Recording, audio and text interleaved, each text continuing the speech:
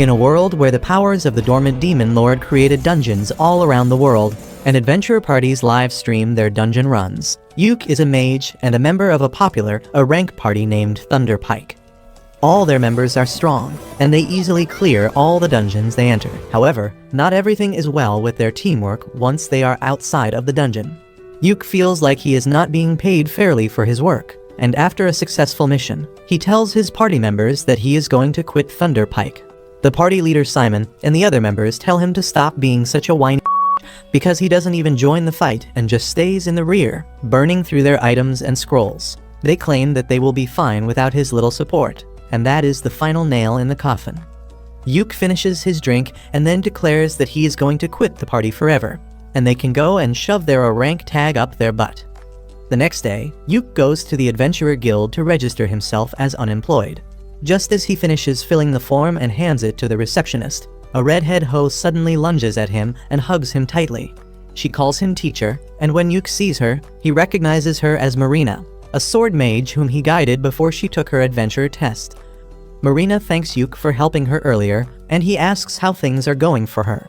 She tells him that everything is going well, and then learns that he is on the job market right now. Marina gets really excited on hearing that, and this thirsty bitch immediately asks Yuke to join their party. Yuke goes to meet with her party members, who were also his students along with Marina. The Elf Ranger Silk and the Priestess Rain are both glad to hear that Yuke is interested in joining their party, but they ask him if he is fine joining a D-rank party that is just starting its career. Yuke tells them that he is fine with that because hustling like a rank parties is not for him anymore. He says that for difficult quests and dungeons, he used to invest a lot of money in consumable items, so he didn't earn much. But with D-rank quests, he will be able to save a ton. With that, Yuke officially joins their party, and learns that the girls were planning to complete a quest to mine some magic iron ore today. They head to the dungeon to mine the magic ore, and Yuke feels nostalgic remembering how his journey began. He tells the girls that they can easily find the magic ore on the 6th floor of the dungeon, but they tell him that they are afraid of fighting the boss monster on the 5th floor, so they'll pass. Yuke suggests they can try looking for the ore on the 4th floor first, and they head into the dungeon. Marina has brought her grandpa's walking stick along to search for traps, but that is slowing down their pace, so Yuke decides to take the lead. He shows the girls a magic lantern that can easily detect any low-level traps, and because of that, they quickly explore the dungeon. Yuke begins recalling how this was the first dungeon he visited along with his former party Thunderpike 5 years ago, and their warrior was seriously wounded by the traps. Suddenly, he senses a monster and tells the girls to get ready to fight. They reach a room where wolf monkeys are waiting for them. Silk shoots down one of them quickly, and then Marina rushes ahead to deal with the other two. Yuke casts physical enchantment magic on her to greatly improve her abilities, and then snares the monsters to stop them. Marina easily cuts through the two monsters, and she is shocked to realize how easy it was with Yuke's magic. He tells her that he cast 3 types of enchantment spells on her at once, and everyone is impressed because doing 3 spells at once needs a lot of skill. Soon, they reach the entrance of the 2nd floor, and after checking their equipment and stamina, they head downstairs. Suddenly, a group of zombie miners attack them, and it is Rain's turn to deal with them. Silk and Marina try to fight against the zombies to buy time for her to finish her incantation, and Yuke casts a protective spell on everyone so that the zombies can't even come close. This gives Rain enough time to complete her spell, and she blows away all the zombies with her holy magic. Everyone starts praising her, and Yuke remarks that using holy magic on such a scale costs a lot of mana.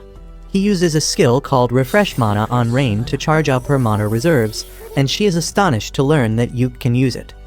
She tells her friends that it is a rare spell that only red mages like Yuke can use, and with just this spell, one can instantly be admitted to an A-rank party. They are all amazed, and Yuke tries acting down to earth by saying that he is nothing special. They walk ahead, and he keeps pouring holy water on the ground so that the zombies don't attack them after being revived. Silk thinks that it is going to be really expensive, and they don't have the budget for that, but Yuke tells her to relax because he brewed it himself. This shocks Rain because Yuke is not even a priest, but he replies that he can use the purified ashes of the zombies to make holy water using alchemy. Soon, they reach the 4th floor, and Yuke says that they can find the magic ore on this floor. But before going any deeper, he wants everyone to rebuild their stamina by eating something. For that, he pulls out a whole ass stove from his magic bag, which makes the girls excited. Yuk tells them that if they work hard, they can afford their own magic bag someday.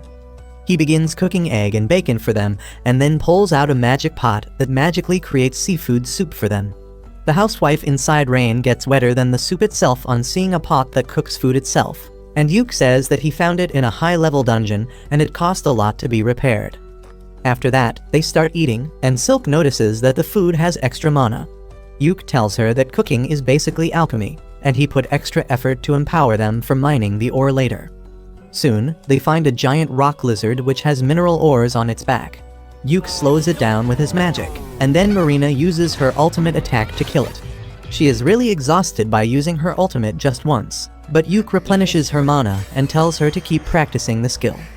After that, they begin mining the ore on the defeated monster's back, but they need more, and Yuk suggests that they go to the 5th floor and defeat the boss to get what they want. The girls are afraid because the boss is a tough monster, but Yuk tells them that he will use his full power to help them. Once they reach the boss room on the 5th floor, Yuk tells the girls that he will fight alone to show them his skills. He then takes out a floating camera artifact to record the gameplay of the boss fight, and Marina suggests that they should livestream it cause it will be fun. Yuk decides to YOLO it, but then he asks the girls the name of their party to tell in the broadcast. They nervously tell him that they haven't thought of a name yet, but then Marina comes up with the name Clover on the spot. She says that the 3 girls are the ordinary leaves of the clover, and Yuk is the 4th and the lucky leaf. Everyone likes the name, and then Yuk asks the girls if they also want to feature in the first live stream of their party. They are fine just watching him, so Yuk enchants himself and then activates the live streaming mode on the camera. After that, he opens the door to the boss room and heads inside to see the giant ugly steel crab. The crab attacks him instantly, but Yuk slips from its claws and then uses 5 disabling spells to blind, poison, and paralyze it. The crab tries to attack indiscriminately, but Yuk just uses gravity magic to crush it instantly.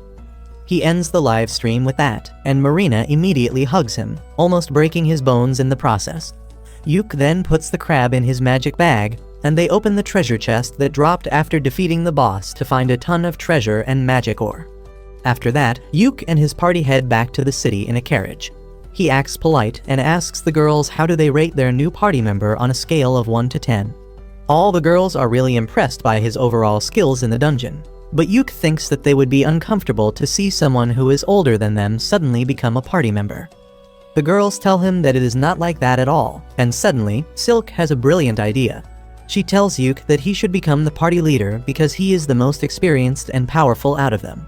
Yuk is flustered because he doesn't think it is right for a newcomer to become the leader, but the other girls agree, saying that their party was officially formed when they decided to name it Clover, and that makes Yuk a founding member.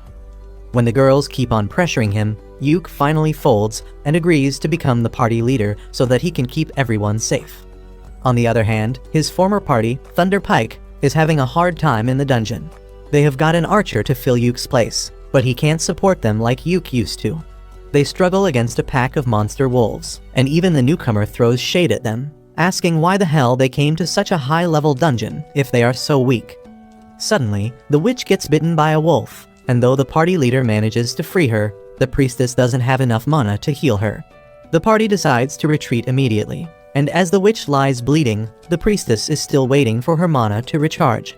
They don't have mana potions or even healing potions because that used to be Yuk's responsibility, and none of them thought to pick it up after he left. The new guy has a healing potion, but he doesn't give it so easily because he expected a rank party to have better management. Meanwhile, Yuk and his party are celebrating their first mission's success. As they drink, Yuk tells them that the reward from the quest was nothing special, but he got a lot of money from selling the corpse of the steel crab. He asks the girls about the division of money among them, and Silk tells him that they put everything in the party fund and use an allowance system for buying necessary things. She explains that they are saving money to buy their own house one day, and Yuk likes the idea. At the same time, his former party is at the same inn, and they are griping and complaining about their failure today. They blame it all on the new guy, saying that he should have been prepared better to help them. The archer gets pissed off that they are treating him like an errand boy, and says that he never thought that the famous rank party would be a bunch of sisses who can't even wipe their ass themselves. He tells them that he is quitting their party immediately, and Yuk turns around just in time to see it. He doesn't want to give any attention to his former party, so he tells the girls that after every successful quest, they will take 2 days to rest and recover. He says that he will stock up the useful items in the meanwhile, and they can head to another mission on the 3rd day. Suddenly, the inn begins to display the livestream video of Yuk defeating the steel crab that has gone viral within half a day. Everyone is interested in Yuk and his party because he defeated a boss monster with just debuff spells. However, this pisses off his former party members who think that Yuk is playing in the lowest league to improve his KD ratio. Turns out they are not the only people jealous of Yuk, because a fat and ugly noble is also cursing him from afar. Anyway, 3 days later, Yuk reaches the guild to pick a quest that is easy enough for the girls, but gives a good reward as well, and the receptionist suggests him a C-rank quest to get magic stones from a waterfall. She says that it should be a D-rank quest, but some strange monsters are roaming around the region recently, so it has become more difficult. As Yuk is in the middle of thinking about it, the girls come running there, and they agree to take the quest without even asking about it. Only after the receptionist leaves to register the quest does Yuk get a chance to explain that they may have to face a monster during the quest. The girls still decide to take the quest to earn more points and money. Yuk tells them to get ready and meet him in 30 minutes, and then the receptionist comes with a receipt of the quest. She tells Yuk to livestream his quest fights because he has become a minor celebrity after his last livestream. He leaves the guild with that and immediately senses someone following him. He leads the stalker into a shady alley, and it turns out to be the jealous ugly noble.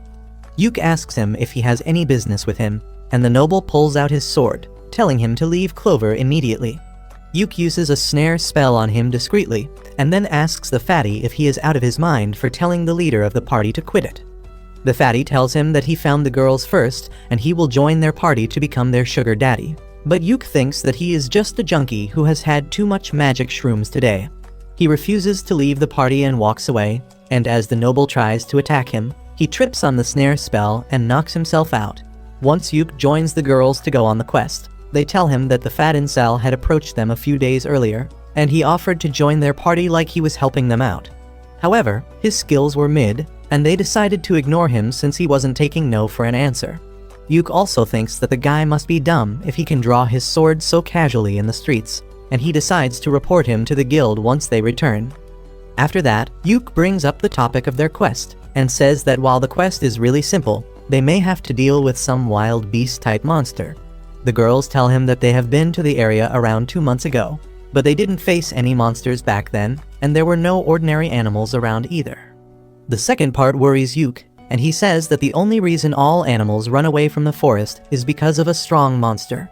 He tells the girls that the monster was present in the forest that time too, but they were lucky enough not to encounter it.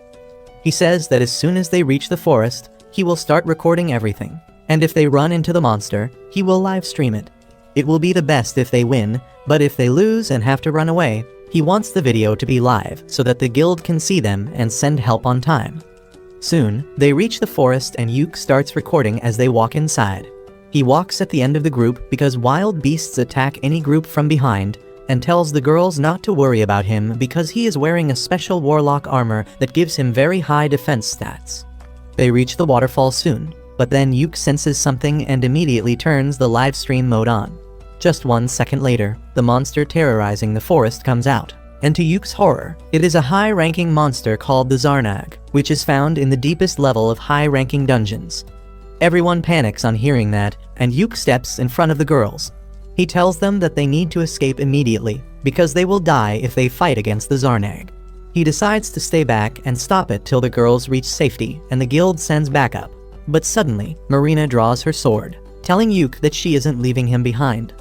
Silk and Rain also agree with her, and they begin using their abilities to slow down the monster so that they can kill it.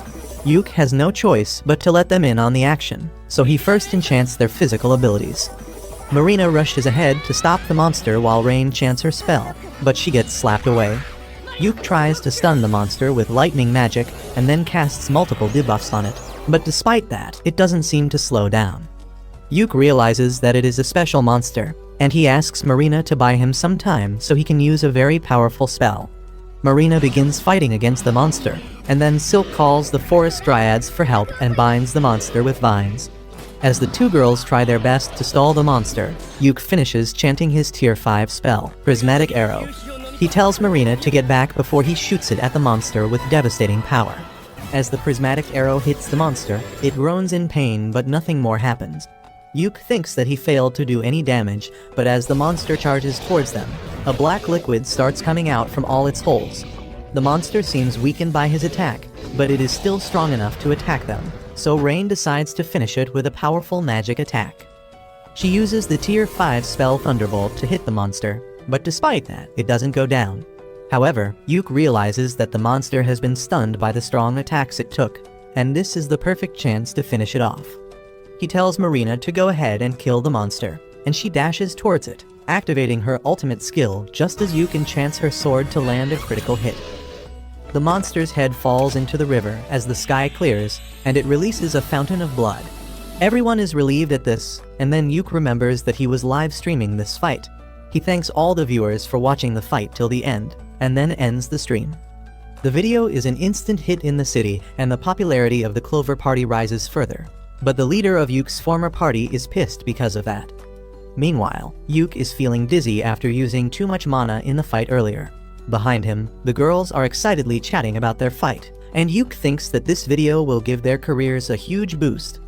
He approaches them, congratulating them for the successful mission, but adds that he is going to spank them for not listening to his orders earlier. The girls confront him, saying that they are going to lecture him too because he was planning to sacrifice himself just now, and they won't have allowed that to happen in any case. Yuk realizes that this is a 1 versus 3 match and he can't win against the girls, so he says that they will review the mistakes they made later. Soon, they reach the lake where they are supposed to complete their mission, but the girls get in the mood for a swim. Yuk tells them to take a dip in the time he sets up camp. As he hears the girls happily splashing around, he remembers how he was training them to be adventurers just 6 months ago. He kept telling them about the ways in which they could improve themselves and their party, but he always had the feeling that they would make a great team. He is still surprised by the fact that he ended up in the same party as them and thinks that life is too uncertain.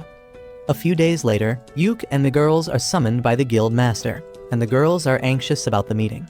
Yuk believes that the guild master wants to talk about the high-level monster they defeated in the forest, because a dangerous quest like that should not have been given to a D-rank party like them. He thinks that normally, any guild master would praise them, but he knows the old man in charge of this place is not normal. Just then, Guild Master Benwood arrives there, and he immediately confronts Yuk, telling him that he has really done something troublesome this time. Yuk tells him that it is not his fault, and Benwood sternly asks him to tell him the things that he didn't mention in the report. His tone scares the girls and Yuk lashes out at the old man for intimidating them. However, that was what the guild master was waiting for, and he tells Yuk that he should have stopped talking politely earlier if he wanted him to stop acting scary. Benwood then sits down and tells everyone to take a seat too. He asks Yuk to answer his question now, and tell him what he thinks about the monster that he encountered in the forest. Yuk tells him that the signs point to it being an overflow, but not the one you will find on Anime. Benwood grows concerned on hearing that and tells the receptionist to generate an investigation quest. Meanwhile, Marina asks Yuk about Overflow, and he explains that it happens when a catalyst causes monsters to come out of dungeons. If things get worse, it can lead to a stampede in which a huge army of monsters destroy everything in their path. The girls are worried to hear that, but Benwood tells them that the guild will handle the investigation.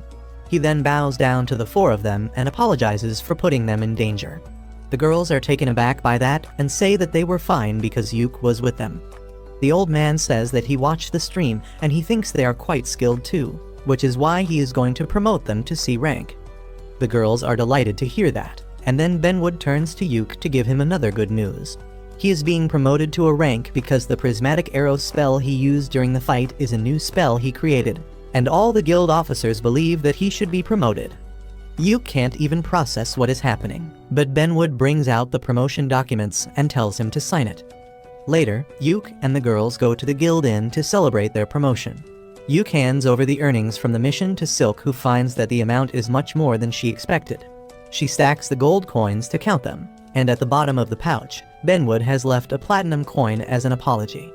The girls are excited to see the platinum coin, and then Silk says that after adding today's earnings, they have enough money to buy their own base. They begin drinking and eating to celebrate this special occasion, and then Rain asks Yuk about his dream as an adventurer. He tells her that he dreams of challenging the last floor of the dungeon named Infinite Darkness, and that makes the girls spit out their drinks because that dungeon is said to be ridiculously dangerous. Yuk says that it is true because the final floor of the dungeon holds the Abyss Gate that leads to the underworld. He says that he has no plan to cross the Abyss Gate, but he wants to see it with his own eyes. He tells the girls about his uncle who was a great adventurer, and he challenged the final floor of Infinite Darkness dungeon and saw the gate. Even though he could not clear the final floor, his stories inspired Yuk to try it someday. Marina likes the idea and tells Yuk that they should go to the dungeon soon and livestream their fight. But he tells her that it is not so easy. First, they need to be in a rank party, and on top of that, they need permission from the government to even enter the dungeon. The girls get fired up on listening this, and they promise Yuk that they will grow stronger so that one day they can challenge the dangerous dungeon together. Soon, the Clover party embarks on another mission, and they live stream their fights as always. While Marina fights on the front lines, Yuk guides her and protects everyone with magic barriers. Silk uses the vines to tie the monster down, and then Rain attacks it with a powerful lightning spell. To finish things off, Yuk uses a magic scroll to unleash a rock magic on the monster, killing it. The livestream is well received by the audience, but not by Yuk's former party, Thunderpike. They are jealous of Yuk's success, but more than that, they are concerned about their downfall. They blame it all on the new members who join their party, calling them useless. Moreover, the wizard of their party has been avoiding going out with them lately after she was injured, and she is starting to fall behind when they go on missions. They think that maybe they should get Yuk to join their party again, because when he was with them, they didn't fail their missions so miserably. They think that they should cut the payment of the wizard girl because she is becoming useless and give a bit more money to Yuk so that he doesn't have a problem returning to their party. Meanwhile, Yuk and the girls return to the city from their mission, and they are shocked to see Thunderpike's leader Simon waiting for them at the door. Yuk is taken aback to see him, and he tells the girls to go and report to the receptionist while he deals with this. The girls go inside quietly, and then Yuk asks Simon what the hell does he want. Simon invites him to talk over a drink, but Yuk refuses, saying that he is tired because of the quest. He begins walking inside, but Simon stops him, telling him to come back to Thunderpike. Marina and others are eagerly listening to this conversation from the other side of the door, and they get worried as Simon reminds Yuk about their long-lasting friendship and their dream of challenging the Abyss Gate together. He says that Yuk will need to be in a rank party to even try that, and that is why he should rejoin Thunderpike. However, Yuk slaps his hand away, telling him that he is the leader of Team Clover and he is not going to leave them. This pisses Simon off, and he tries gaslighting Yuk into taking the blame for Thunderpike's failure after he left. However, Yuk tells him to grow up and deal with his problems like an adult. He goes inside the guild building with Simon yelling that he will regret it, and this commotion draws the attention of the ugly Fatso who tried to attack Yuk in the past.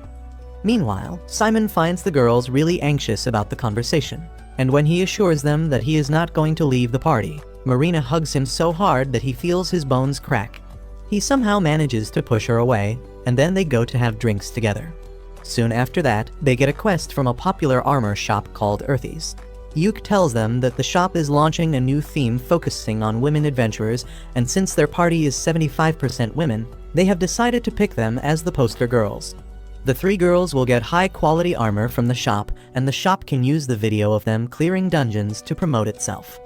The girls are surprised to hear this good news, and they find that they will get the armor for free, and on top of that, they will also be paid for completing the quest. They get really excited on hearing this, and soon their party goes to the city where Earthy's shop is situated. While Yuk waits in the market, thinking about the time he came to this city with his previous party, the girls get their new gear. They soon come running to show their new drip to Yuk, and he starts his blood flowing down to his third leg. He then tells them that instead of live streaming their fight, this time, they will have to hand over the recording to Earthy's as per the quest. He starts recording, and then his party enters the dungeon. Yuk tells the girls that this dungeon is only 4 floors deep, but its lowest floor has the gate to a bigger dungeon, and their quest goal is to reach the second dungeon. They come to an open space inside the dungeon, and Yuk picks a stone and throws it down to show the girls that a distortion in space doesn't allow anyone to take shortcuts here. He asks them to be careful that they don't fall down the stairs. While Marina and Silk agree to him immediately, Rain seems to be upset with Yuk, and he doesn't even know what he did wrong. Marina and Silk tell him that he didn't pay enough attention to Rain earlier because she is flat like the earth, and Yuk immediately notices the new ribbon around her hair. He tells Rain that she looks cute because her ribbon matches her hair color, and this needy hoe gets flustered and immediately hugs him. With that, they get down to the next floor of the dungeon, and Yuk soon detects a trap using his magic lantern. He pokes the trap with his grandma's walking stick, and suddenly, spears pop out of all four walls. They pass through the gap between the spears and soon encounter the first monster of the dungeon. It is a group of orcs, and Silk furiously draws her bow because elves hate orcs like Christians hate gays. Yuk tells her to calm down because her anger can break their formation, but assures her that they will completely wipe out those ugly monsters. He assesses that the orcs look like low-level soldiers, but they look more organized than he expected. He tells Rain to charge up a powerful magic attack to hit all of them at once, and then tells the other two girls to get ready to finish the ones left at last. Yuk casts enchantment magic on everyone, and then Rain shoots a powerful fire attack at them, burning the orcs. Next, Yuk uses a magic scroll to crush them with heavy rocks, and Silk supports him by shooting the orcs. They manage to take down two of them, and the remaining two orcs rush towards them. Yuk uses paralysis debuff to slow them down, and then Marina charges ahead, using her ultimate move to defeat one orc. Silk shoots the other orc to keep it busy in the meantime, and then Marina attacks it too, splitting its head open with one strike. Yuk goes over to the dead orcs to collect their magic stones, and he asks Silk if she has calmed down now. She apologizes for getting tense on seeing the orcs, but Yuk understands that it is a part of her elf DNA. Silk is happy to hear this, and just then Marina comes there with a damaged scroll she found with one of the orcs. Yuk finds that it is an artifact that can reveal hidden abilities of an adventurer. He says that they can't use it right now because it is damaged, but he can repair it with his alchemy skills. He tells the girls that one of them can use it instead of selling it because it will enhance their talents and maybe even unlock a new job class. Both Silk and Rain tell him that he should let Marina use it since she has only one job class. As Marina is daydreaming about what job she will get, a treasure chest suddenly appears before them as a reward for defeating the orcs. Later, as they take a lunch break, they find that the treasure chest had a magic bag inside it, and everyone decides to give it to Rain because supporters like her need it more. After that, they head to the fourth floor of the dungeon, and Yuk tells the girls that the entrance to the second dungeon used to be guarded by a boss monster, but it has been many years since one was last seen. The girls ask him more about the boss monster, and he tells them about the Shadow Stalker, a monster that appeared to be made from pure darkness. Marina spots something exactly like that in the distance and asks Yuk if he is talking about that, and he is stunned to see that there is a real Shadow Stalker in the dungeon. He focuses his camera on it because Shadow Stalkers are really rare to find. He thinks that the Shadow Stalker won't reach them quickly because no one can just jump down from a higher floor. But the boss monster decides to prove that he is built different. He jumps down and shatters the invisible barrier that prevents anything from taking a shortcut. Yuk panics and realizes that they have no choice but to fight. He immediately pulls out a scroll to cast multiple enchantments on the girls, but the boss monster sends a dark wave towards Marina, shattering her barrier and knocking her out. While Rain heals her, Yuk and Silk take a stand against the Shadow Stalker. Yuk charges at it, and as the monster destroys his barrier, he understands that it can destroy magical shields. He uses an illusion spell to distract the boss monster with a clone while he reaches behind it, and then puts 3 offensive enchantments on his sword to attack. However, just as he is about to hit the boss monster, it uses a curse spell to completely freeze his body. Yuk realizes that this monster is really strong and intelligent, and they have no way to beat it. He wants to tell the girls to run away, but his body is frozen and he can't even utter a word. The girls panic on seeing their leader being taken down, and then the Shadow Stalker sends a dark storm towards them. Rain blocks it with a holy shield, and then Silk summons strong vines to attack the boss monster. It dodges everything and then attacks Silk from behind while Rain is busy trying to revive Yuk. Luckily, Marina is back in action. Silk takes the command in Yuk's absence and tells Rain to enchant Marina's sword with Holy Element. Rain does that, and Marina tries to attack the boss monster from up close, but it keeps dodging everything. Rain uses a wide-range spell to attack him, but the boss disappears and then appears near Marina and Rain, injuring them with his sharp claws. Next, he uses powerful magic to shoot dark magic beams at the girls from all sides. But just as all hope seems lost, Yuke comes back to his senses and uses a scroll that creates a holy shield around them.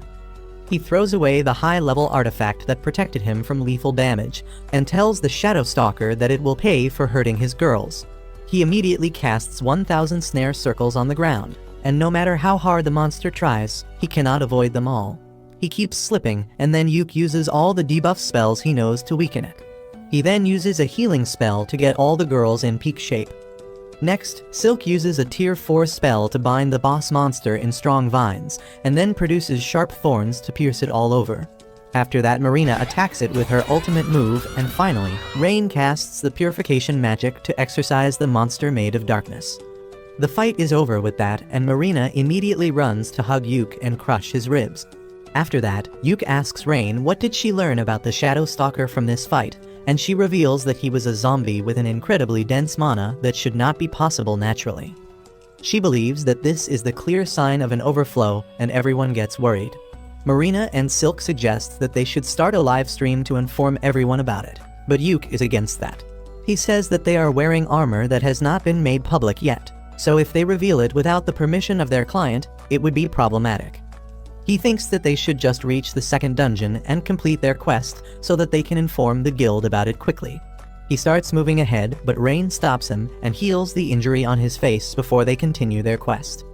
They soon come to the gate to the second dungeon and end their mission by touching it. Later, they return to the city, and Yuke reports to the guild about the existence of the Shadow Stalker. He comes out to tell the girls that they can be interviewed later, so they will stay in this city for a few more days. They are really excited to hear that and tell Yuke that they should go sightseeing in their free time, and he gladly agrees. On the other side, Yuke's former party, Thunder Pike, is having a hard time ever since he left. They complain about eating dried food because when Yuke was with them, they could eat something new each time because of his magic pot. They aren't really cooperating well with each other as well, and leaving important things to the healer and the magician. On top of that, the magician is being treated like an errand girl, and everyone tells her to learn some useful skills because she is too weak and can't contribute much to the fight. Anyway, she turns on the live stream before their party heads into the dungeon, but within a couple of hours, they return to the guild after failing the mission. The receptionist smiles as she tells them that they have been failing a lot recently, and if that continues, they might get demoted. This infuriates Simon, but the receptionist stands on business and tells him to take easier jobs to save his party's name. After that, they start drinking and eating, and the magician girl Jamie sits at a separate table. The big warrior is furious that the receptionist talked about demoting them, but Simon says that she was right because they can't take high-level quests with just the 4 of them. The healer tells him to find another party member in that case because that is his job as a leader. The 3 of them quickly come to the conclusion that they need Yuke back in their team at all costs, but they don't know what they can do to make him come back. Simon, being Yuke's childhood friend, knows that he won't return so easily, and if they want to attract his attention, they need something that will convince him. He says that if they want to get Yuke interested, they will need to challenge the Infinite Darkness dungeon because that has been his goal since the beginning. He believes that if they do a joint quest with other parties, they can attract Yuke. Simon says that they just have to pretend to be serious about it because Yuke won't be able to think properly on hearing their offer to join them. The warrior and the healer agree with him, but the magician Jamie is really disappointed by how low her party has fallen. On the other hand, Yuke and his girls are back in the city after their successful quest. As they take a stroll through the market, everyone recognizes the girls because they were in the ad video released by the popular armor brand Earthies, but some butthurt men are jealous of them as well. Anyway, they are out on a mission to find a house to rent for their party. Their broker takes them to a house in the suburbs first, but Yuke turns it down because it doesn't look too safe for women. Next, the agent takes them to another house, and everyone thinks that it is better than the previous one. Yuke asks the agent to keep it on hold for them, and he says that he has one last option to show them. He takes them to the last house, but Yuke gets nervous as they get close because Thunder Pike's base is also in this region. On hearing this, all the girls decide that they don't even need to see the third property because they don't want a bunch of assholes to be their neighbors. With that, they buy the second house and their stuff is moved in soon as well. Yuke asks the girls if they have decided on their rooms because they should sort out their stuff quickly, and they say that they were just thinking about it. Silk asks Yuk which room does he want, and he gets confused because he wasn't planning on staying with them. He tries to tell them that it is not a good idea because he is a man after all, but the girls laugh at this incel who gets uncomfortable at the mere thought of sharing a house with 3 girls. Marina tells him that this is their party base, so all of them should stay together, and no one will mind if he accidentally walks in on them while they are taking showers or getting stuck in the washing machine. Yuk tells them that he has no desire to see their thottery and asks them to keep their doors locked all the times because they should not trust any man, not even him. With that, they settle into their new house, and Yuk even buys a 64-inch OLED television so that they can watch their recorded videos in 4K. The girls thank him for the gift, and they make a toast to celebrate buying their own base. As they start drinking, Rain's gaze becomes glued to the TV, and when Yuk looks at the screen, he sees his former party declaring that they are going to take on the Infinite Darkness dungeon.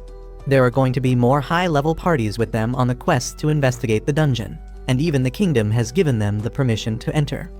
Yuk is stunned to hear this, and his girls try to comfort him. He tells them that he doesn't have any FOMO because the dungeon is going to be there even after this mission. He says that he wants to explore the bottom floor of the dungeon and reach the Abyss Gate, but now he wants to do it with his girls. He tells them that they don't need to worry about anything, because they will reach the dungeon one day, and then they will live stream their greatest adventure. As they start eating and drinking again, a letter slips in through the door and Yuk finds that it is from the guild.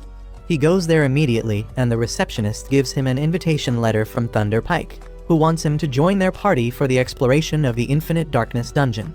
They promise to make him a permanent member after the quest, but Yuk wants nothing from them, and he asks the receptionist to reject the invitation on his behalf.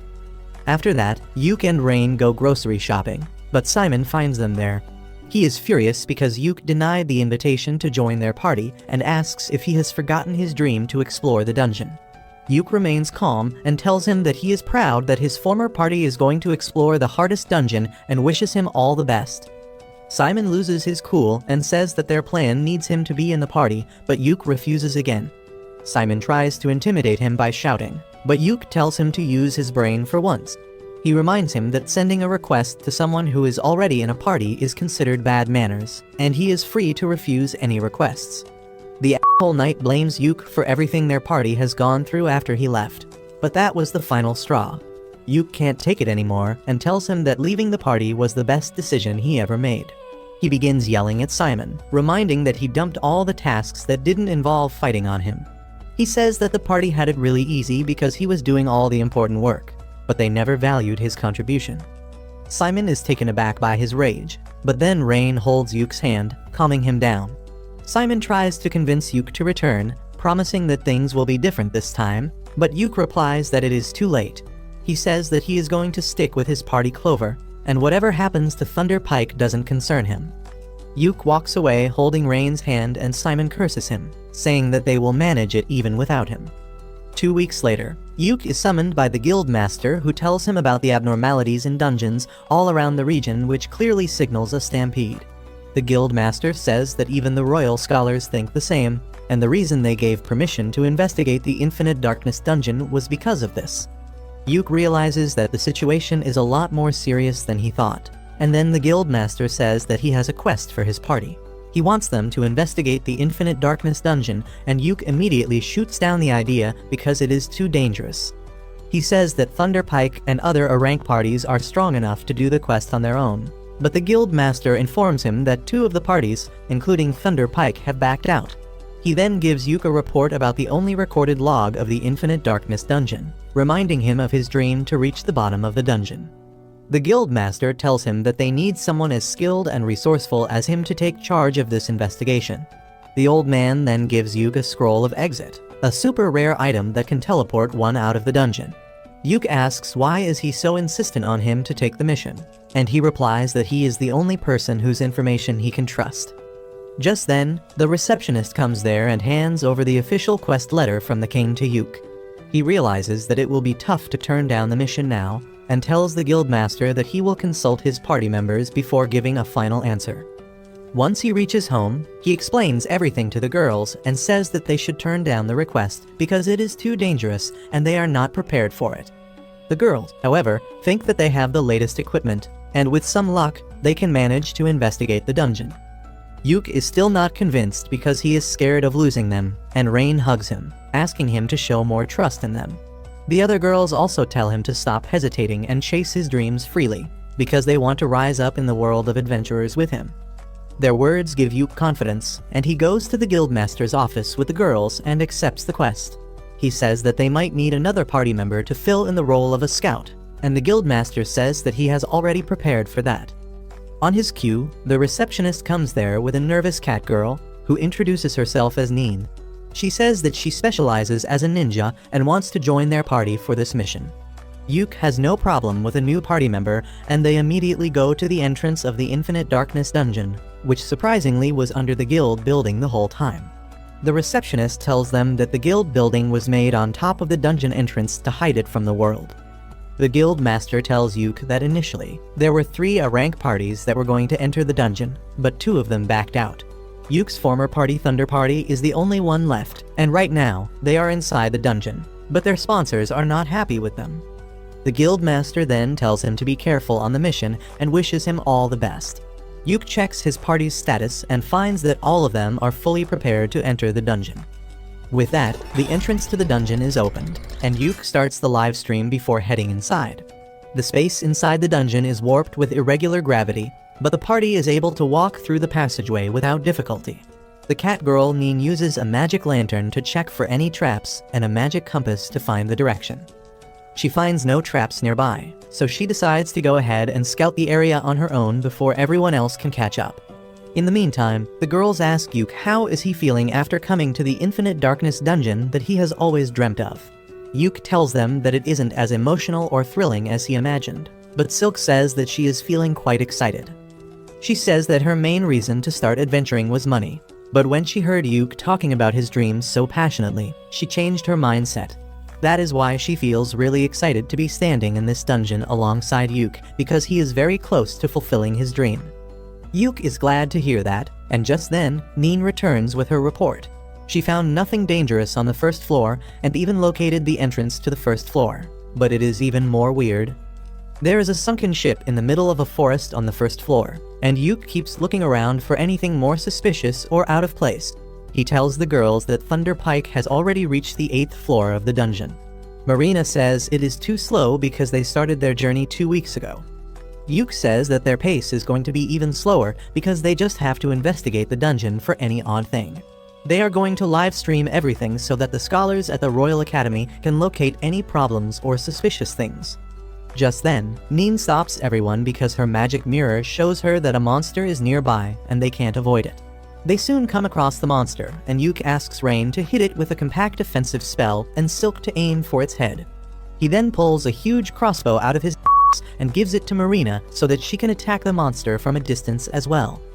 Rain starts chanting a powerful spell, and while she takes her time, Yuk uses his special magic prismatic missile to hit the shark-headed monster.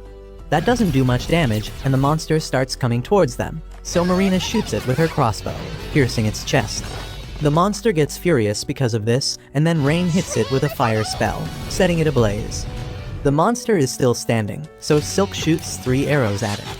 Seeing that it is still struggling to stay upright, Yuk gets in front of the girls to protect them, but after a few seconds, the monster finally falls down. Neen is impressed because she didn't even get to show her skills, and on top of that, she saw the unique spell that made Yuk famous. After that, they reach the safe zone and Yuk pauses the live stream while everyone rests and recovers their strength. Next, Yuk shifts everyone's attention to the treasure chest in front of them and suggests that they should open it off camera to avoid any controversies. He asks Neen to show her thief skills, and she begins poking around the keyhole to locate any traps. She finds a simple trap inside and easily deactivates it before opening the chest that is loaded with jewels. The girls start drooling on seeing so many jewels, and Yuk asks Silk to store all of them. Once she is done, he decides to inspect whatever is left in the treasure. He finds a ring artifact and a black cube artifact, which he can't analyze or understand. He tells the girls that it seems that the artifact is a baby that doesn't even know what it is. The girls get excited on hearing that the artifact is a baby, and both Marina and Rain want it. Yuk tells them that they will need to run it by the guildmaster to know what it is first, but he is sure that it is something rare. He then asks Rain to show her and then puts the ring he just found on her ring finger because it fits perfectly. He tells her that she should use this ring that can stabilize her mind, but when he looks at her, he finds that he has destroyed her mental balance by his actions. Rain is blushing like crazy because Yuke essentially proposed to her, and now she has no problem with giving the black box to Marina. They resume their exploration with that, and Nin uses the magic compass that detects the flow of air to find the entrance to the second floor. Once they reach the safe zone on the second floor, Yuke asks the girls what they think was odd about this dungeon. They tell him that the way the scenery changes constantly was odd, and other than that, only the shark-headed monster seemed out of place. Yuke agrees and adds that the treasure chest they found on the first floor was also unusual, because treasure chests are normally found in floors that are more difficult. He thinks that there must be some relation between the shark monster and the treasure chest being found on the first floor, and decides to think about it later. He says that they should head back for today since they have explored enough, and the girls agree. They walk back to the dungeon entrance, but then Nin senses someone coming towards them. It turns out to be Yuke's former party, which has got 2 new members for this mission. Simon acts arrogant as he tells Yuke that if he was going to come down here anyway, he should have accepted their invitation. Yuke replies that he was not going to fall for his scheme, and then reveals that they are here on a formal mission from the king. The other members of Thunder Pike get furious for no reason and call Yuke an ungrateful bastard, but Simon acts like they are partners on the same mission. He tells Yuke to hand over the livestream recording and all the items he has gathered to Thunder Pike because they are in an alliance now. He also pulls rank and says that it will be better if a rank party makes the report to the guild master, and his friends try to convince Yuke into thinking that it is the best option for his party's future. They keep telling Yuke to think of it as a great favor, and he starts getting pissed. Rain is also frustrated with their attitude, so she lashes at them for trying to use their rank to blackmail Yuke. Simon's party members tell her to shut up, calling her a savage dark elf, and that is when Yuke runs out of patience. He lashes at the warrior and the priestess, telling them that he won't tolerate anyone who insults his party members. He even gets ready to draw his sword against them, but Simon tries playing cool and asks him to hand over his loot. Yuke just slaps his hand away, telling him that he will never work with nasty a**holes like them. He leaves Simon and others shocked with his response as he tells his girls that they should return to the surface.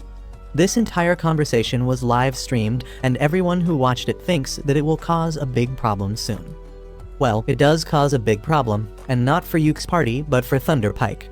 2 days after this incident, they are summoned to the guild master's headquarters, who tells them there have been multiple official complaints against them from their sponsors, the Country of Elves, and the guild headquarters. Simon doesn't take it seriously and says that the bigger problem should be a C-rank party insulting a rank party like theirs. He adds that the guild should never have let a party with a savage dark elf in it enter the dungeon in the first place. But the guild master punches this racist piece of shit before he can complete the sentence. The guildmaster walks towards him as he says that since an A-rank adventurer like him made racist remarks against a dark elf on a live stream, it has harmed the reputation of their country. He grabs Simon by the throat, saying that his actions can cause serious problems between their country and the elves, and to prevent that, Thunder Pike will have to do an apology stream. Not only that, they will be put on trial, and in the worst case, they may be exiled forever. He lets him go with that, and Simon says that it is an unwise decision because if they exile an A-rank party, they won't have anyone to explore the dangerous dungeon. The guild master reveals that there will be no problem because Yuke's party has been given a temporary A-rank for this mission, and they have already shown great results. Despite this warning, Simon is not ready to apologize to anyone, and he curses Yuke for setting him up with his livestream.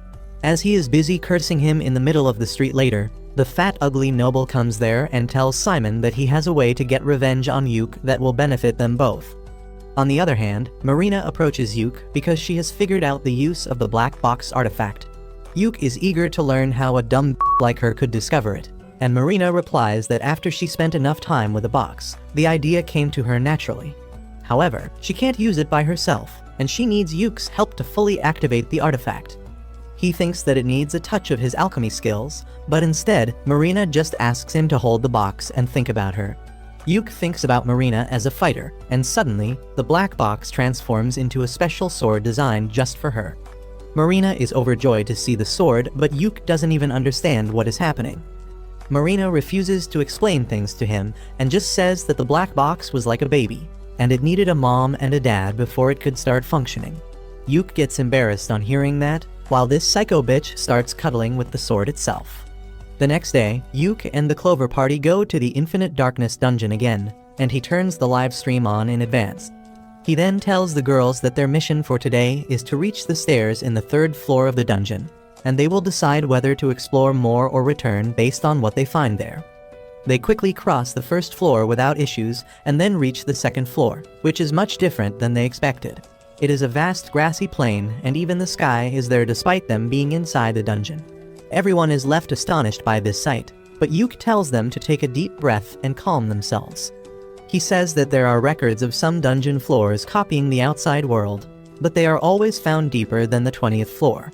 He wonders if this floor is like the outside world because the dungeon layout changed, or if the lower floors of the dungeon are moving upwards because of some irregularity. No one has any answer to that yet, and Yuke decides to find more about the floor first. He asks Nin to do her thing, but her compass that tells the wind direction is not working because the wind here is too strong. Rain suggests that she can use her telescopic eye spell to scan the area quickly, and Yuke tells her to go ahead. This thirsty hoe climbs on his shoulders, and he begins melting under her thick thighs. Rain then uses her telescopic eye spell to look far away and finds a house in the distance before her eyes get tired. Yuke decides to check the house out, and on the way, he tells the girls that ruins are commonly found in dungeons, but a complete house appearing is a really suspicious thing. Moreover, he is worried about the sun in the sky. He believes that it is some sort of artifact that is giving them light and heat, but if it is designed to work like the real sun, it may set when night arrives. He thinks that it may be one of the dungeon floor mechanisms, and suggests that they take action while the sun is still shining. Soon, they reach the house and surprisingly, it looks newly built. Rain can't sense any mana coming from it, but Yuke refuses to believe that it is a normal house. Suddenly, the house door opens and an old woman comes out holding a tray with tea and pumpkin pie. She treats Yuke and the girls as guests and asks them to come and have tea with her, but they are incredibly alert now. Yuke refuses her offer, saying that they don't think they should come inside her house because it is suspicious, and the old woman says that he shouldn't resist because it is going to be night soon.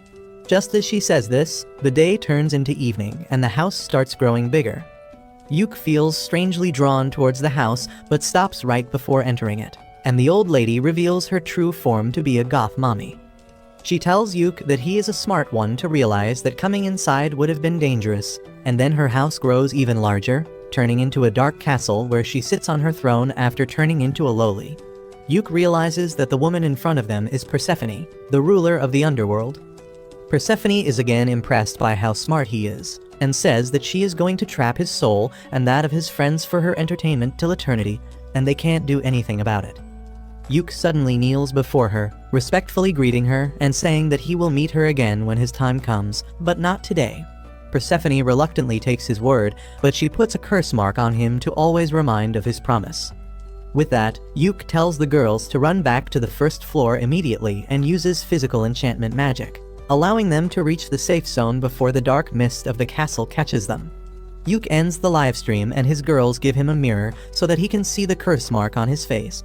Rain examines it and finds that it is way beyond her level, and Yuke tells her that he will hit the temple as soon as they reach home to do something about it.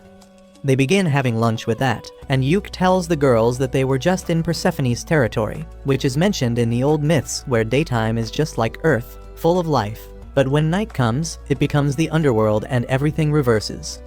Yuke suddenly comes up with a theory about the underworld being found in the dungeon, and says that it must be because of the abyss gate located at the end of the dungeon. He says that different worlds are connected to each other through the abyss gate, and the infinite darkness must be a special dungeon that can replicate those worlds inside it. He thinks that Persephone's world is one of such worlds, but the bigger mystery is how something so dangerous was present on the 2nd floor of the dungeon. Suddenly, Yuke comes up with another theory that states that maybe they did not go to the 2nd floor, but to the 30th floor, which is the last explored floor of the dungeon. Rain seems to agree with him, and she says that maybe the stairs are making them skip a bunch of floors and leading them to random floors instead of going in the proper order. Yuke wonders if they should use the scroll of exit to teleport outside right away, but the girls suggest that they should recover their strength and try to reach the floor above them before taking the extreme step. Yuke listens to their suggestion, and all of them go to sleep. The next day, Yuke opens his eyes on hearing Simon's voice and finds that he is tied down. He doesn't understand what is going on, and Simon tells him that he followed him here to settle the score with him. He tells Yuke not to try anything because his party has his girls as hostages, and they have even put a slave collar around Rain's neck, which he got from one of his sponsors. Yuke tells him that if word about this gets out, he will be arrested, but Simon doesn't care because he is already at rock bottom. He tells Yuke that there is a way in which the girls don't get hurt, and that involves him signing a contract that reads that Clover and Thunderpike had formed an alliance when the mission started, and racist remarks against elves were common in Clover. Thunderpike was doing just what they do, so the root of the entire problem is Yuke, who started it all. According to the contract, Yuke is going to take responsibility for everything and his entire party will be absorbed into Thunderpike to cover for the damages they have done. Yuke is aghast on reading all this, and he says that he thought Simon was just an idiot, but he turned out to be an absolute Simon kicks him for saying that, and then starts stomping on him angrily, saying that if he doesn't comply, he will give the girls in his party all the STDs he has, and then kill them.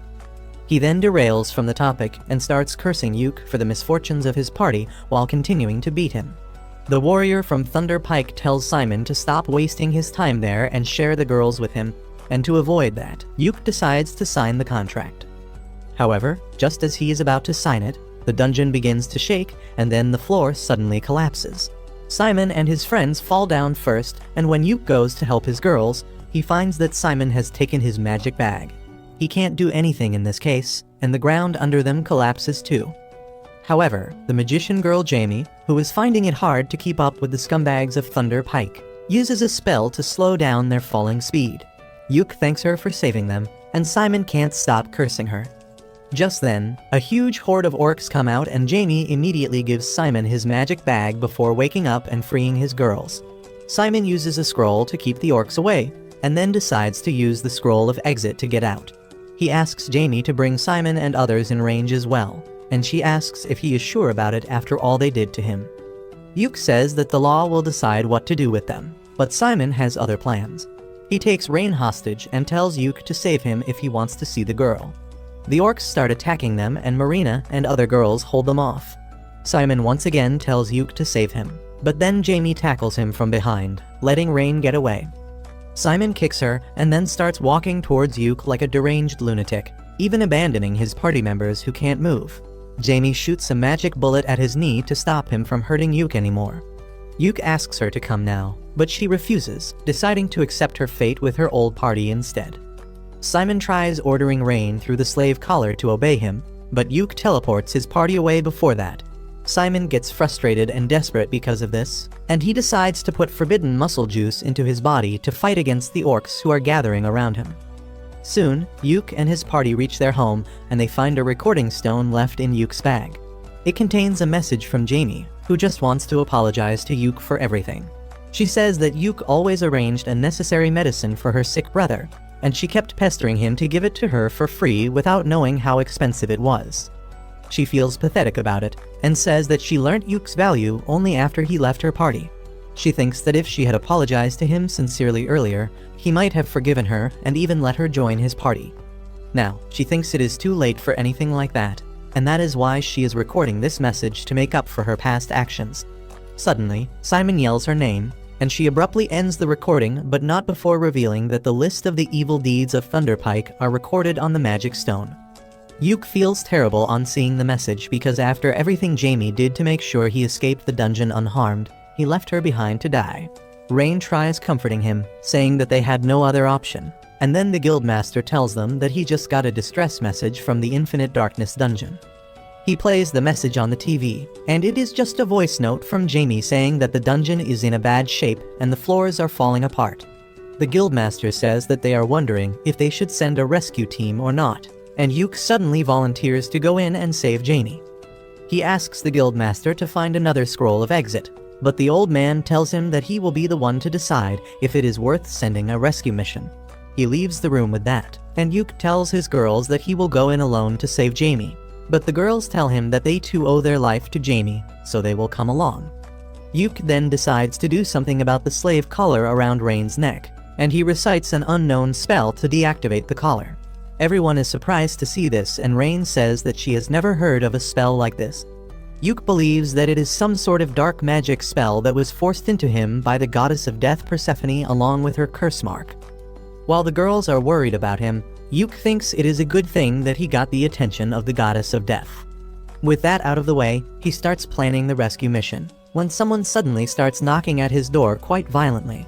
Yuk opens the door and finds the fat, ugly noble there, who tells him that he should have opened the door quickly for his master.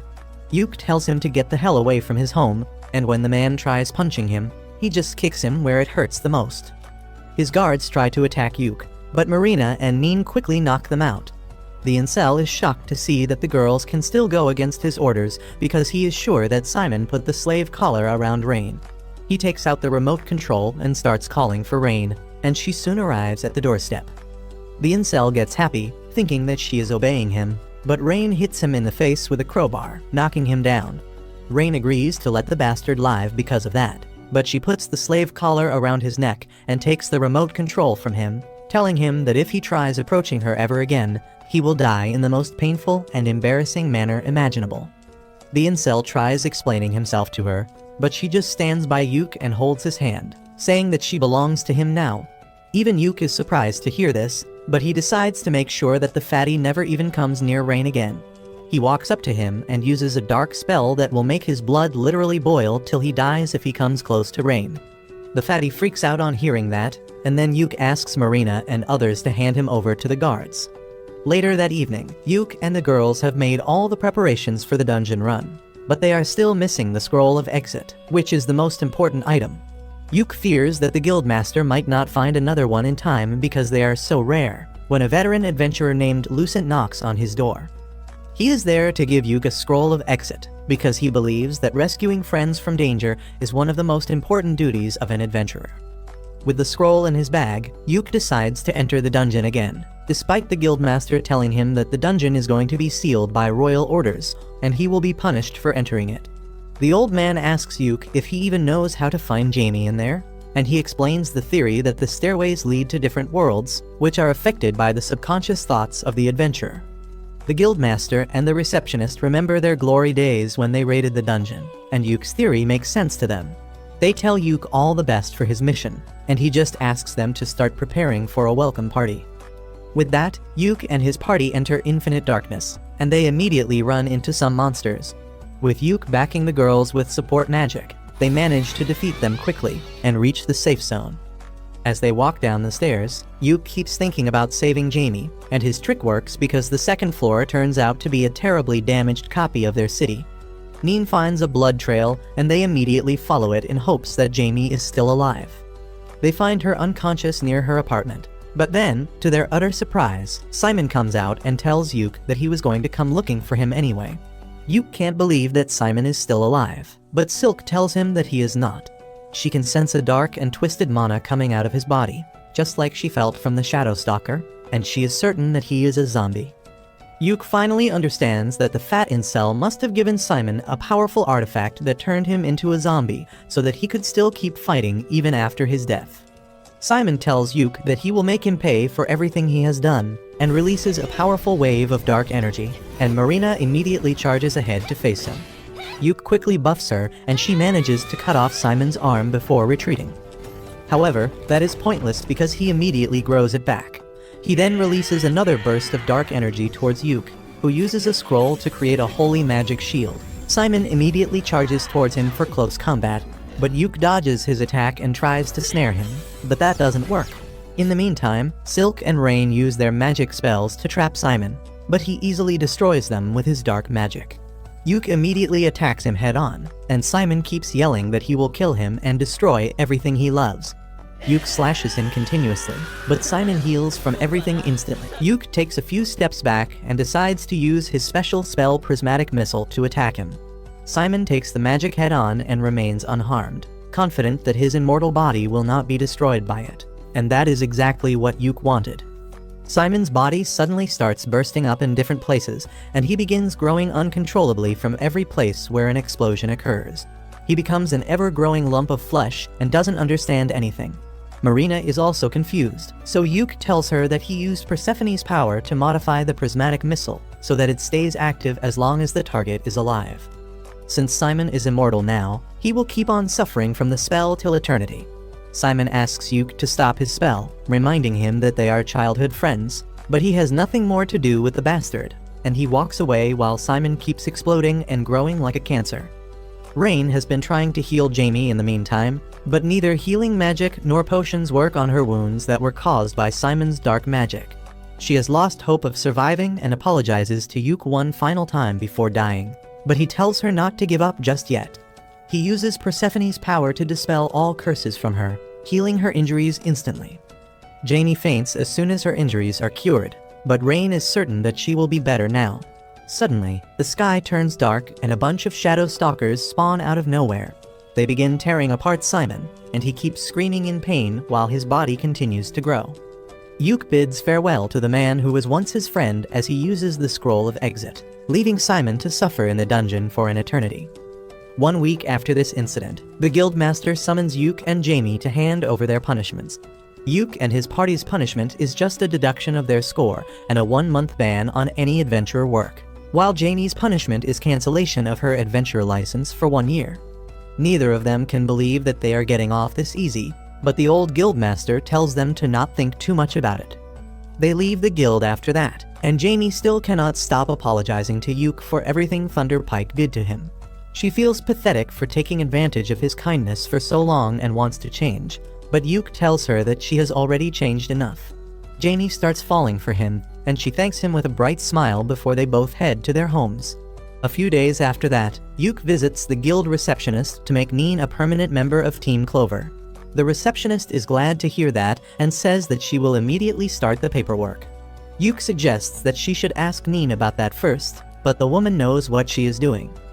She opens the door to the room, and Neen, who is snooping in on them, falls to the ground immediately. The receptionist lashes out on the catgirl for that, but Yuke tells her that it is fine. He then asks Neen if she wants to join his party, and she is more than happy to accept his offer. Suddenly, the receptionist hugs Neen, because as her mentor, she is really happy that she is joining a really great party. After their touching moment is over, Yuke leaves the room with Neen, who tells him that she was here to deliver a letter to him from Silk. As Yuke opens the letter, he tells Neen that they should check on Jamie before going home, and the catgirl silently follows him. Jamie has become a librarian now, and she uses her magic to place books in high shelves. Yuke and Neen come to the room and start making small talk. Yuke tells Jamie that this room belonged to the guildmaster, but he couldn't maintain it after bringing too many different books here.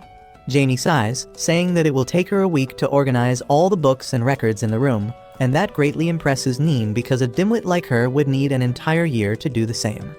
Jamie is taken aback by that, but then she calms down and thanks Yuke for helping her get a job at the guild. She also thanks him for providing medicines for her brother, and then asks if he needs anything from her. Yuke tells her that it is Silk who actually wants to talk to her. He asks Jamie to stop by their house when she is going back home, but has no clue about the topic. Anyway, Jamie is almost done with her day's work, so she tags along Yuke and Neen as they head home. They begin talking about the weather like boring people, and Neen says that she doesn't like winter at all. Yuke tells her that his hometown got a lot of snow during winters, and he begins recalling the fun moments he had with Simon in their childhood. He gets depressed because of that, but the girls realize what he is thinking and snap him out of it. Soon, they reach their house, and Yuke urges the girls to go in first. They are surprised and suspicious of his actions, but still decide to follow them. As they open the door, Silk and others burst some party poppers to welcome Neen and Jamie to the Clover party. Both of them are really surprised, but that was what Yuke and his girls had planned for them. Jamie gets mad at him for deceiving them, but Neen is really thrilled about it. She feels happy on becoming an official member of Clover, and the girls take her inside.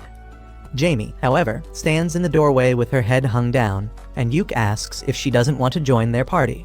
She emotionally tells him that after everything she has done to him, she doesn't deserve to be in his party. Silk and others return to the doorway on hearing this, and they tell Jamie that she is one of them now. They remind her that she saved their lives, so everything is even between them, and they could surely benefit with one more member in their party. Jamie is moved to tears on hearing their kind words, and then the welcome party starts. Yuk raises his glass to make a toast, but Marina interrupts him, saying that there are 6 of them, and she has never heard of a 6-leaf clover.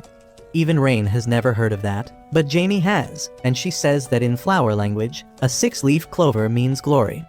Yuk is glad to hear that their party name still makes sense, and he makes a toast to their future. Once the party is over, he walks Jamie home, and they start talking about the old times. Yuk says that when he first came to the city, he admired Jamie because he was a country bumpkin, and she gave off city girl vibes. Jamie also remembers the time when Yuk was completely clueless about most things in the city. To hide his embarrassment, Yuk says that Simon was the same as him, but the mention of Simon turns the mood of the conversation gloomy very quickly. Both Yuk and Jamie steer the conversation to their first mission as an adventuring party, and Yuk says that even though things were not good for him generally, he had fun with Thunderpike. He then says that maybe it is his fault that Thunderpike was completely destroyed, but Jamie doesn't think so. Yuk says that things would have been different if he confronted the other party members, but Jamie says that they would have not realized the value of his hard work back then, and he would have left them anyway.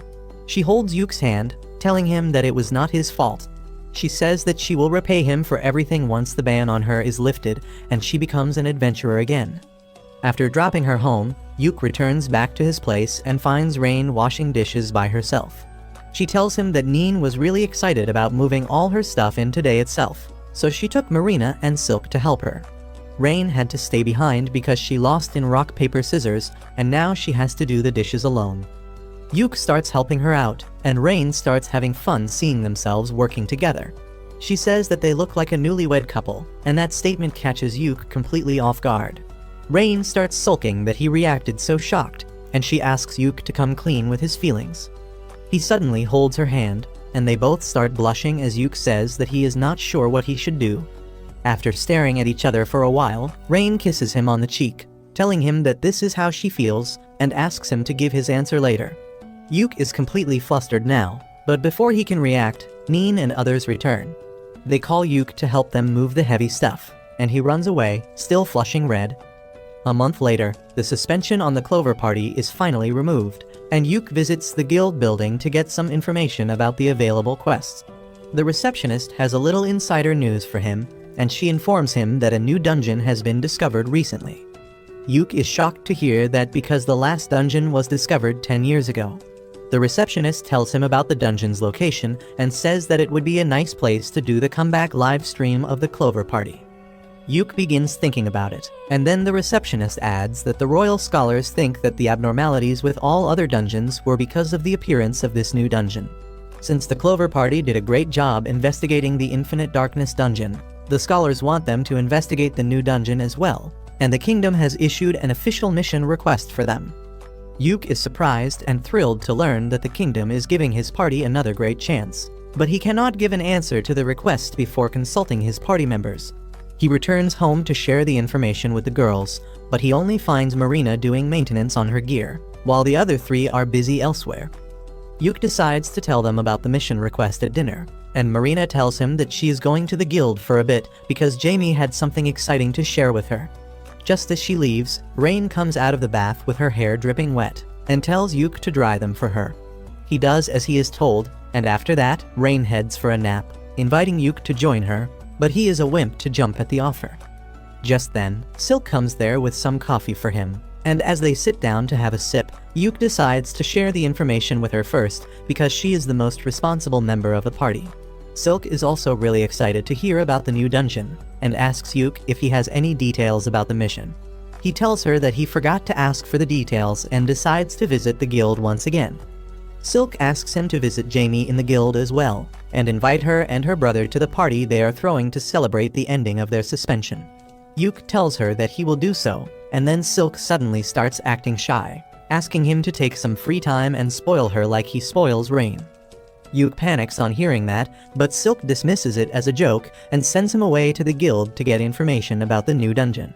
Soon, Yuk and the girls head to the city of Duna, where the new dungeon has been found. Yuk drives a carriage while the girls keep chatting about how excited they are to go to a faraway city to explore a new dungeon. After 2 weeks of traveling, they finally reach the trade city Duna. They immediately reach the market as soon as they enter the city and find that it has different kinds of stores they have never seen before. Yuke grosses Marina out by saying that people here eat three-eyed frogs stewed in snail slime, but then tells her that he was just joking.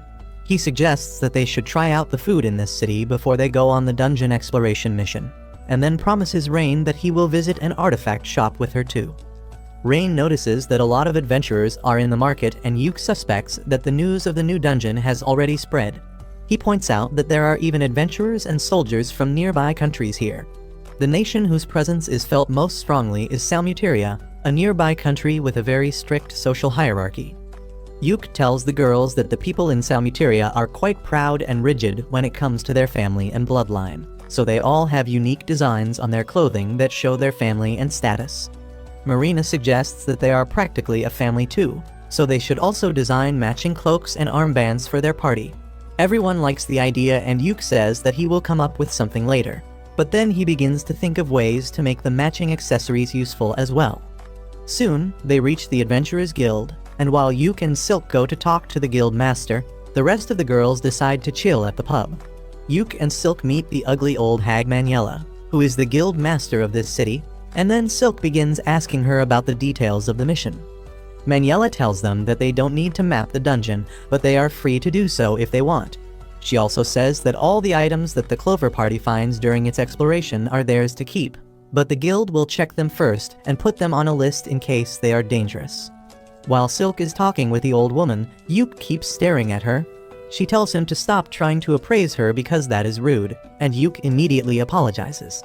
Maniela tells him that it is natural for him to beware of someone he has met for the first time, but she assures him that they are going to be honest business partners for some time now. She then tells Yuke that she is not just an ordinary old woman, but a member of the legendary party who reached the final floor of the Infinite Darkness dungeon. Benwood, the guild master from the previous city, was a member of the party, and so was Saga, Yuke's uncle who inspired him to become an adventurer. Yuke is astonished to hear all this, and then Maniela tells him to stop being so nervous around her. She wishes him all the best for the mission, and then gives him a map to the inn where she has arranged for his party to stay. Once they leave the guild, both Yuke and Silk try to relax because being with the old hag really exhausted them. They decide to check out the hotel she has arranged for them after picking up the rest of their party members from the inn, but when they reach there, they find them in a fight with a group from Salmuteria. The people from Salmuteria speak a different language, but they are obviously pissed at Marina and others, who hold their ground and tell them to get lost. While the rest of the customers are waiting for a fight to break out, Yuke arrives there and immediately rushes ahead to solve the matter. Marina tells him that these bastards were trying to force them to pour their drinks, and then some. Yuke realizes that they were trying to aggressively pick his girls up, and he tells the men that they should stay away from his friends.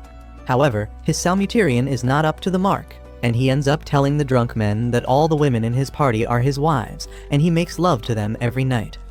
The men are taken aback by this and leave immediately, and only Rain really understands what Yuke just said. Once the fight seems to be over, the crowd disperses, but Rain and Neen are still furious. After that, Yuke leads the girls to the place they will be staying, and on the way, he explains that Salmuteria is the worst nightmare of all feminists because women are treated as property there. That is why the drunk men tried to force themselves on Marina and others, but they also have strict laws that can backfire on them if they try to steal another person's woman.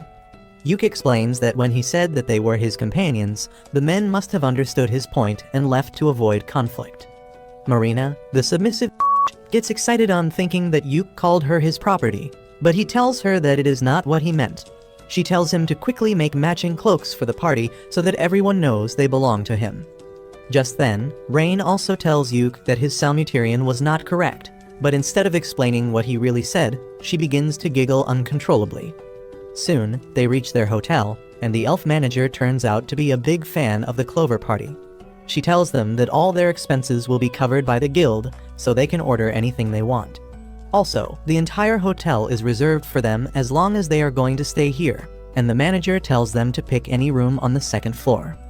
Yuke and others thank her for her hospitality, and the manager decides to show them her hotel's speciality before they go to their rooms. She leads them to a hot spring in the backyard, and only Neen has seen one before. She eagerly tells her friends about how hot springs work and invites them to take a dip with her before having dinner. The next day, Yuke and Silk hold a meeting to explain their strategy for the upcoming mission. They say that they will follow the same pattern they used during the Infinite Darkness dungeon mission and livestream everything. Their goal is to fully explore the dungeon till the 5th floor, after which it will be open to the public. Silk explains that they only know that the 1st floor of the dungeon is partially underwater, and they can find a lot of water and bug-type monsters there. Moreover, they need to be fast while exploring the dungeon, because there are 2 other parties who will be sent on the same mission as them. Yuk tells the girls that they don't need to take part in this exploration race because the other 2 parties are more experienced than them, and if they try to compete, they might get injured. After explaining this, Yuk says that on the first day, they will aim to reach the 2nd floor and then cover the entire 1st floor to get a good idea of what the deeper floors are like. He then tells Neen that her airflow artifact might not be able to help her find the way out in the dungeon because of all the water, so she should come up with another way to find the proper way. After that, Silk tells everyone to finish their preparations by the end of the day because they will be heading to the dungeon first thing in the morning. The next day, they head to the dungeon's location, and Manuela is there to greet them at the observation center set up by the royal scholars. Marina asks her the name of the dungeon, and Manuela says that it has not been named yet because they don't know what is inside.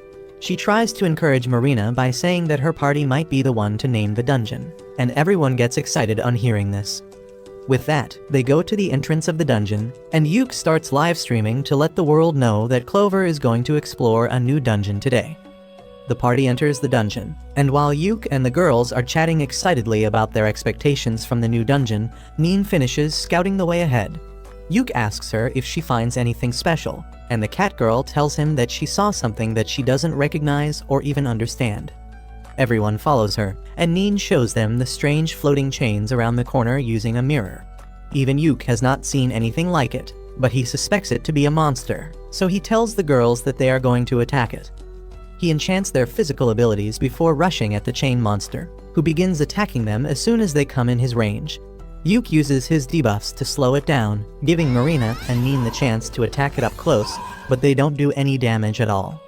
The monster suddenly grabs rocks and starts yeeting them at the party, so Yuk hits it with another round of debuffs. The monster attacks him in response, but Rain stops it using a thunderbolt. Just as the monster is pushed back by her attack, Marina leaps at it, unleashing her ultimate move to slash the chains and the core of the monster in half. She is really exhausted after this fight, and Yuk decides to analyze the enemy they just fought before moving ahead.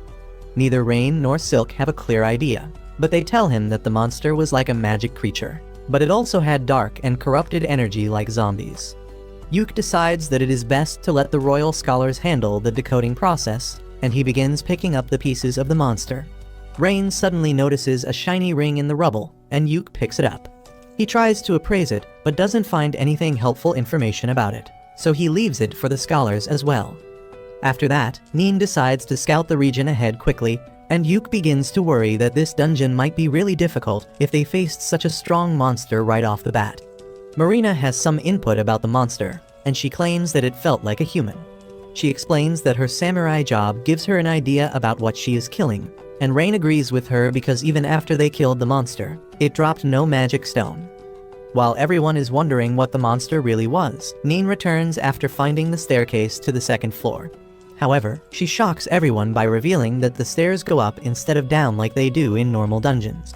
Yuk is curious, but then Neen says that she found another weird thing ahead. She leads the group to a small study area that seems oddly out of place. Yuk finds a book in a drawer, and after Rain confirms that it is not cursed, he opens it, only to find that he can't read the language. He decides that they should go to the stairs and rest there before planning their next step. But as he sees the bright lights in the safe zone, he is suddenly reminded of Simon's brutal fate. The PTSD from the memory starts hurting Yuk intensely, and he cuts the live stream as he tells the girls that they should rest now. They are worried about him, and Rain puts her robe over his head to protect him from the lights before telling him to take a nap. Yuk takes up on her offer, and after sleeping on her lap for a while, he wakes up refreshed.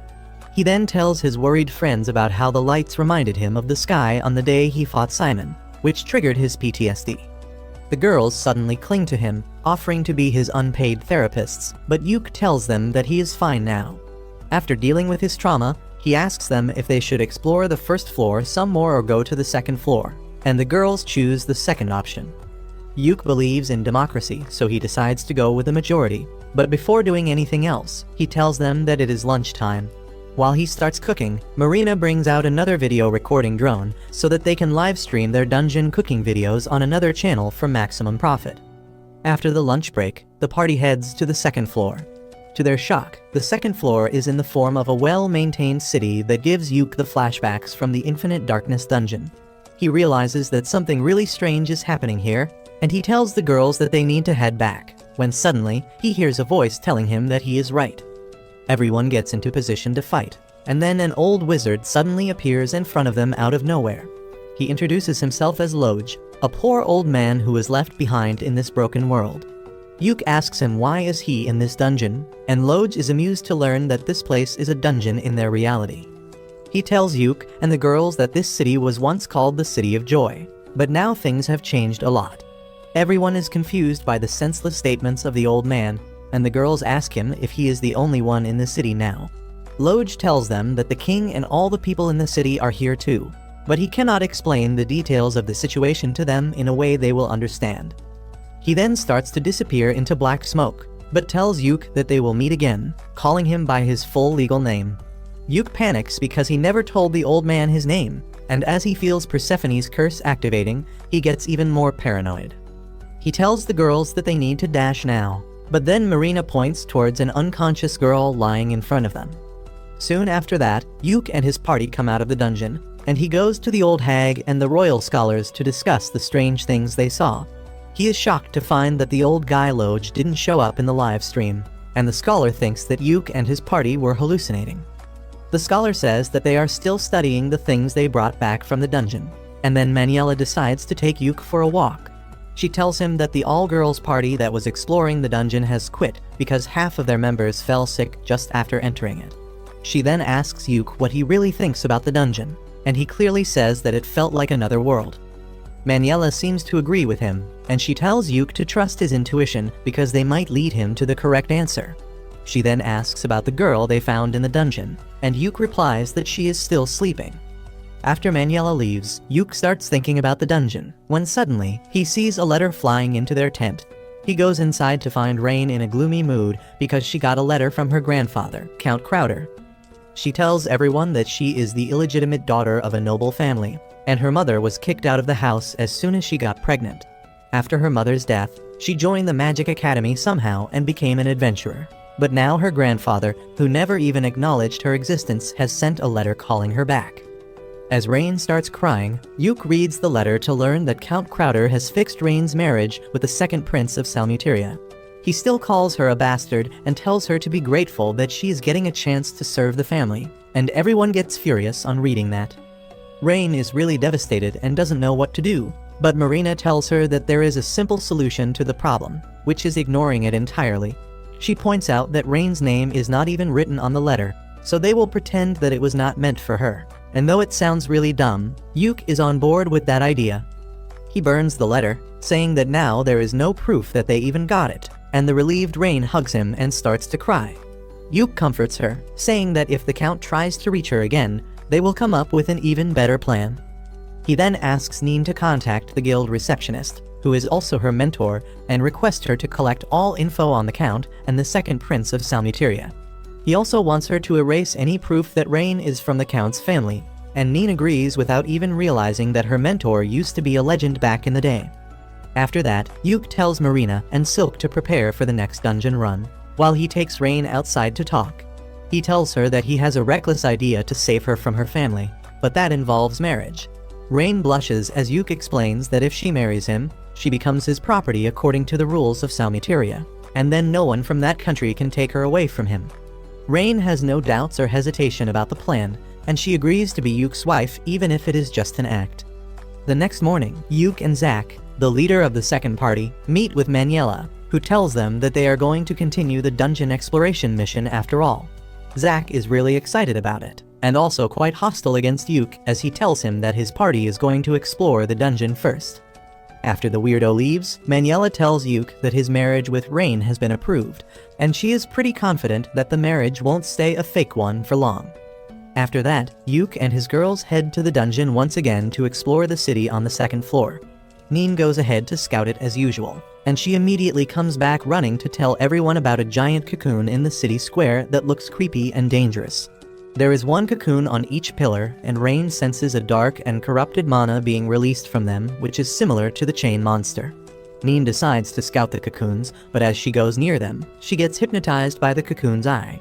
Immediately after that, a mouth appears in front of the cocoon's belly, and it lunges towards Neen to swallow her whole.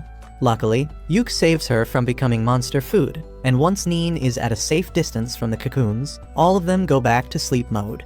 Neen also returns to her senses, and Yuk realizes that they need to fight the monsters with ranged attacks. Marina eagerly pulls out her crossbow for that, and Yuk tells Silk to do what she does best. He asks Rain to use ice magic because if the cocoons are really some sort of bug, temperature changes will hurt them. After that, he buffs everyone with his support spells and then runs towards the pillars.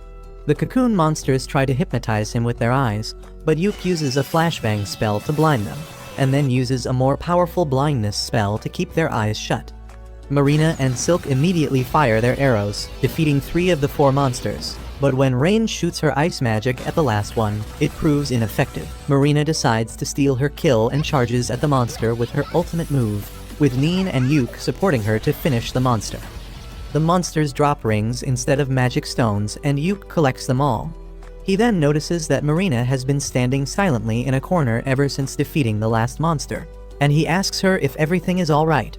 She is about to tell him the truth, but then sees the camera drone, so she tells him that she needs some time to settle down. Yuk realizes what she wants, so he suggests that they rest in a nearby building and cuts off the livestream. While the group has a tea party, Marina tells them that when she cut down the cocoon monster, she felt like she was cutting a human. However, that is not the surprising part.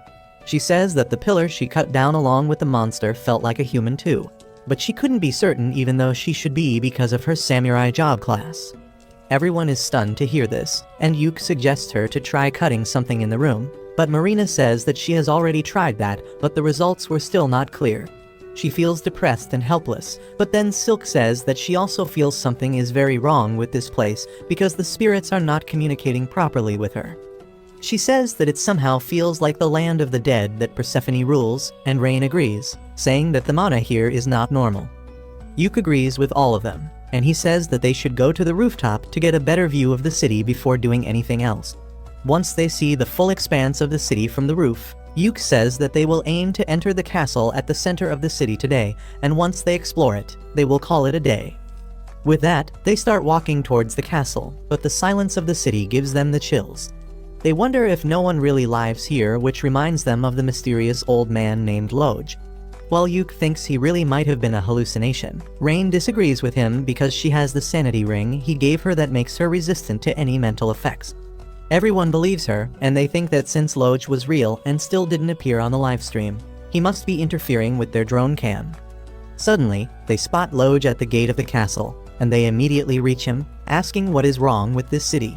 Loj tells them that this city is completely fine, and the people here are saved so well that they don't need to be saved from anything ever again.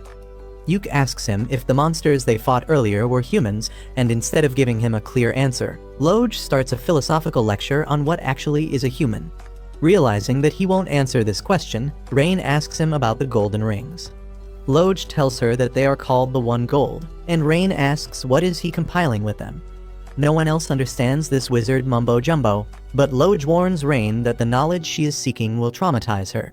He tells her that she already knows what the purpose of the rings is, and then vanishes, telling Yuk and his party that they will meet again. Yuk asks him if he will tell them the truth the next time, and Loj tells him that the truth will find them in its due time. Everyone is even more confused now, but then the gates to the castle open, and they decide to explore it quickly and then head out. Later, Yuk analyzes the recorded clip and the castle's layout with the supervisor of royal scholars and Maniela. They now believe that Loj is not a hallucination, and Maniela compliments Yuk on his good work. Even the royal scholar praises him, and Yuk is taken aback by this because the man in front of him is Viscount Bodman, a renowned scholar and one of Yuk's favorite authors on dungeons. Bodman then presents the report on the gold rings and says that they were derived from humans. Yuk tells him that they already had a hunch about this because of Marina. Manuela says that if the monsters inside the dungeon are really humans, then things get tricky, because they will need to restrict the adventurers who can enter the dungeon. Yuke then tells them that Marina felt that even the pillars in the dungeon were humans, and this shocks both Manuela and Bodeman. Yuke says that he brought some samples from the pillar and other places, and Manuela immediately calls an office worker and asks about the appraisal status of those samples. The man tells her that the appraisal will take one more day, but she tells him to spank the chief appraiser and tell him to get it done by the end of the day. After that, Bodeman tells Yuke that he has already received a request from Rain, and his men have started producing an artifact like she requested. He then begins talking about the all-girls party that entered the dungeon but didn't make any progress because their members fell sick. He explains that the people who watched their live streams also suffered similar symptoms from mild fever to severe violent outbursts. He thinks that there is something wrong with the stream, and Yuke immediately thinks about Loge calling the second floor of the dungeon, the city tainted by twilight. He is sure that the golden light of the city is the reason behind all the problems, but there is no way to prove that right now. Bodeman then tells Yuke that the country will take its time to decide what to do with the dungeon, but his party is needed to stay in the city for the time being so that they can do a few more runs. Yuke agrees to do that and leaves the tent, only to find Min dashing towards him frantically. She informs him that the girl they found in the dungeon has woken up, and she suddenly went Super Saiyan. Yuke runs to his party's tent to see what is up, and he is astonished when he sees the girl floating in the sky while radiating a pure golden light. No one has any idea what is happening, but then the girl suddenly calls Yuke by his full legal name, saying that she was waiting for him. She says that she was once called the Golden Priestess, but there is no time to talk about that. She tells Yuke that his world is in serious danger of facing an event called the culling, which means the destruction of most of the life on this planet. Yuke doesn't understand what she means, so the Golden Priestess explains that just like the city in the dungeon, soon this world will also be engulfed by the golden twilight and become lifeless just like it. However, because Yuke and his party have already crossed the border between the worlds once in the Infinite Darkness dungeon, they are partially resistant to twilight. The priestess tells him that if they don't go too deep inside the Twilight Zone, they will not be consumed. She then tells them to seek out Loge because he knows everything, but the girls reply that they have already met the old man who refuses to answer their questions. The priestess tells them that they need to force him to tell them the truth because he is the only normal being in the distorted world. Rain asks the priestess why she is telling them all this, and she replies that the tragedy started because of their fault. It was their king who got too greedy and wanted a golden eternity for his city, creating the destructive phenomenon known as the Twilight. She throws in a bunch of heavy words in the conversation like the fruit of world tree, the ultimate treasure, and some more, but no one understands what she means. In the end, the priestess asks Yuke to stop the Golden King and destroy his treasure because that is the only way to save his world from certain doom. With that, the golden glow leaves her, and she suddenly turns into a normal human named Rune. Her personality completely changes as a result, and she tells Yuke that the woman who just spoke to him was not her, but she can sometimes access her body to communicate with others. Yuke realizes that the issue is more serious than he thought, and he decides to inform the higher-ups about it immediately. 1 week later, Yuke is summoned by the director of the Royal Academy, who came to the research center after reading Bodeman's report. Yuke is nervous in front of him, but the director tells him to be at ease because they have something very important to discuss. Yuke starts the conversation by asking him about the culling, and the director shows him some murals that are locked deep within the Royal Treasure Hall. In the mural, a hero fights a powerful monster to save the world, but Yuke can't understand anything else because he can't read the ancient language in the mural.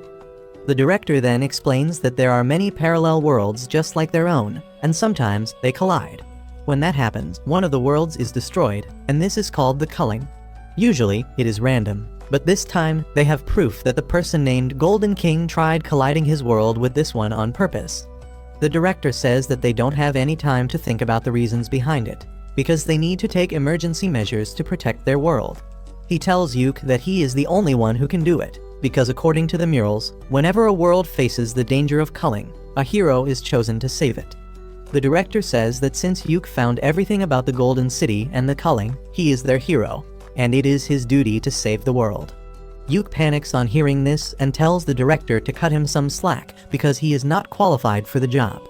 The director tells him that someone has to take on this responsibility and he is the only one who is fit for it. He then threatens Yuke that he will raise one of his girls to a rank and make them the hero if he refuses. Yuke becomes more cooperative on hearing this, and then the director compares him to his uncle Saga, saying that both of them have great talent, but Yuke lacks confidence. The director once again asks Yuke to become the hero, especially because the priestess from the other world chose him. Yuke feels unsure about what to do now, so he asks the director for some time to think about it and consult his party members. The director agrees to his request, but he is confident that Yuke will surely realize that he is the only one who can save this world. Soon, Yuke returns to his hotel and tells Rain about his conversation with the director before anyone else. She is impressed by the idea of him becoming the hero, but she says that she will support him even if he wants to refuse. However, she also believes that he is the only one fit for the role. She reminds him how the Golden Priestess possessed Rune to talk to him. Rain says that the priestess seemed to be waiting for him, which means he is special. Yuke sighs, saying that he doesn't mind exploring the dungeon a bit more, but saving the world is too much. Rain suddenly starts caressing him as she tells him that he just needs to keep doing what he has done till now because everyone in the Clover Party will support him, and together, they can do anything. Yuke feels better after hearing all that, and then Rain sits on his lap and hugs him, telling him not to worry about anything because they are stronger than he thinks. A few days after that, Yuke attends a meeting with the leaders of the parties that are going to explore the dungeon now. Apart from the guy named Zack, there are 2 more people who lead a rank parties, and the director gives them the details about their mission. He informs them that this time, the viewership of their live streams will be restricted, and only the royal scholars will see it to minimize the damage from the golden light of the twilight. After that, Zack suddenly gets angry because Team Clover is still participating in the dungeon raid even though it has become more dangerous. He complains to the director to get them removed, but no one pays any attention to his rumbling. The other adventurer named Lucent who helped Yuke in the past tells Zack to stop whining because Yuke's party has shown their abilities while investigating Infinite Darkness Dungeon. Even the girl leading the last party says that ranks don't matter in situations like these and only results do, and Zack has nothing to say after that. All the adventurers leave the room one by one after that, but Yuke stays behind. The director tells Yuke that it was a good idea to keep the hero business a secret from others because Zack would have reacted even more explosively on hearing it. The scholar Bodeman adds that Rain had asked them to prepare special magic devices and they are almost ready as well. After that, Yuke returns to his tent and puts together all the maps that the different parties have drawn till now. None of them give him any idea how to get inside the castle in the Golden City, but Rain suggests that they take Rune with them. She believes that since Rune is from the Golden City, the castle gates may open for her. Yuke thinks that the idea is not bad, but he still has some doubts about taking Rune back to the dangerous place. Just then, Lucent comes to the tent to discuss the strategy for the next mission with Yuke. Yuke informs him about Rain's plan to take Rune inside the castle, and Lucent is completely on board with that. He even offers to guard Rune during the mission, and though Yuke is still not sure, he realizes that taking the girl with them is their best bet. The next day, the 4 parties enter the dungeon with Lucent's party joining Clover. They come to the castle gate and find Loge waiting for them there. The old man welcomes Rune, asking her about the outside world, but she doesn't remember him. Loge says that it is better that she forgets everything about this place, but then Yuke reveals that the priestess talked to him. Loge realizes that the priestess chose Yuke, but he still refuses to tell him anything. However, he opens the door to the castle, telling Yuke that since Rune is with him, he will find the answers he wants. Lucent suspects that this might be a trap, so he leaves half his party members outside to call for backup if anything goes wrong. He then joins Yuke's party as they enter the castle. Loge leads them to the royal library, saying that he is not much of a talker, but they might find the answers here. The wizard of Lucent's party realizes what is actually going on with the old man and tells Yuke that Loge actually wants to talk about something, but he is either cursed or he has too much mana. That means that speaking certain things out loud can create great problems for him and everyone else, so he is trying to communicate through hints. Loge gets awkward on hearing this, but his gesture tells everyone the direction to look in. The old wizard asks Lucent to bring the red books on the shelf and then takes Rune along with him because she is the only one who can read the language. Rain senses a strange mana from a big brown book and the study table's drawer, and Silk also feels that the spirits in the library are connected to people's memories. She decides to connect with the spirits, and suddenly a book possessed by a spirit comes flying towards her. Silk eagerly starts asking the book spirit the things they want to learn, and on the other hand, the old wizard scans Rune's mind as she reads the ancient books.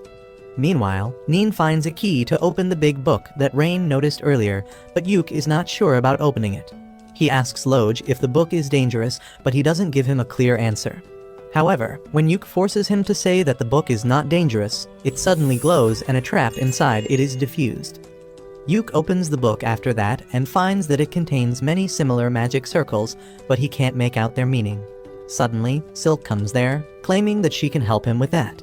The book spirit in her hands has shrunk down quite a bit, and Silk says that it can help him understand what is written in the books. As Silk holds Yuk's hand and uses the power of the book spirit, they find themselves standing on top of the book. The book spirit turns into a white snake named Biblion, and tells Yuk that he cannot understand the true meaning of the book just by reading it. The spirit snake says that it will interpret the book correctly for him, and Yuk takes up the offer. The spirit snake uses its power to drown Yuk into the memories of the person who wrote the book. The author tells Yuk what the book is about, and when he returns from the memories, Yuk explains to the girls that this book is about creating a chain of spells that can create an extremely powerful result. The rest of the girls don't understand what he is talking about, but Rain and the old wizard from Lucen's party realize how powerful the spell is. Yuk asks the old wizard if he is finished with his task, and he replies that the red books contain the history of the Golden City. According to the books, the City of Joy was the capital of a rich and advanced kingdom, but one day, they had to face an event like the culling, so they tried to come up with a way to avoid that. Yuk adds that the magic spell mentioned in the book also aims to deal with the main source of the culling event, instead of just delaying it or evacuating people.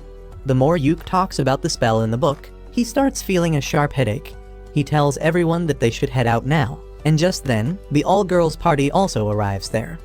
Yuk and Lucent tell them that they are going to retreat now, but then they learn that Zack and his party went deeper into the castle.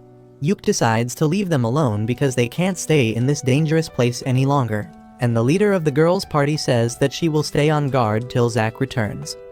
With that, Yuk and his girls leave the castle, but he keeps thinking about the magic in the book and how it is connected to the fate of the Golden City. Soon after that, Yuk and others go back to the control room and tell the higher-ups about their discoveries.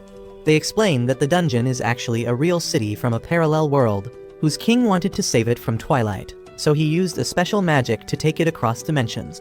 However, his magic was imperfect, so he ended up turning all the people in the city into objects.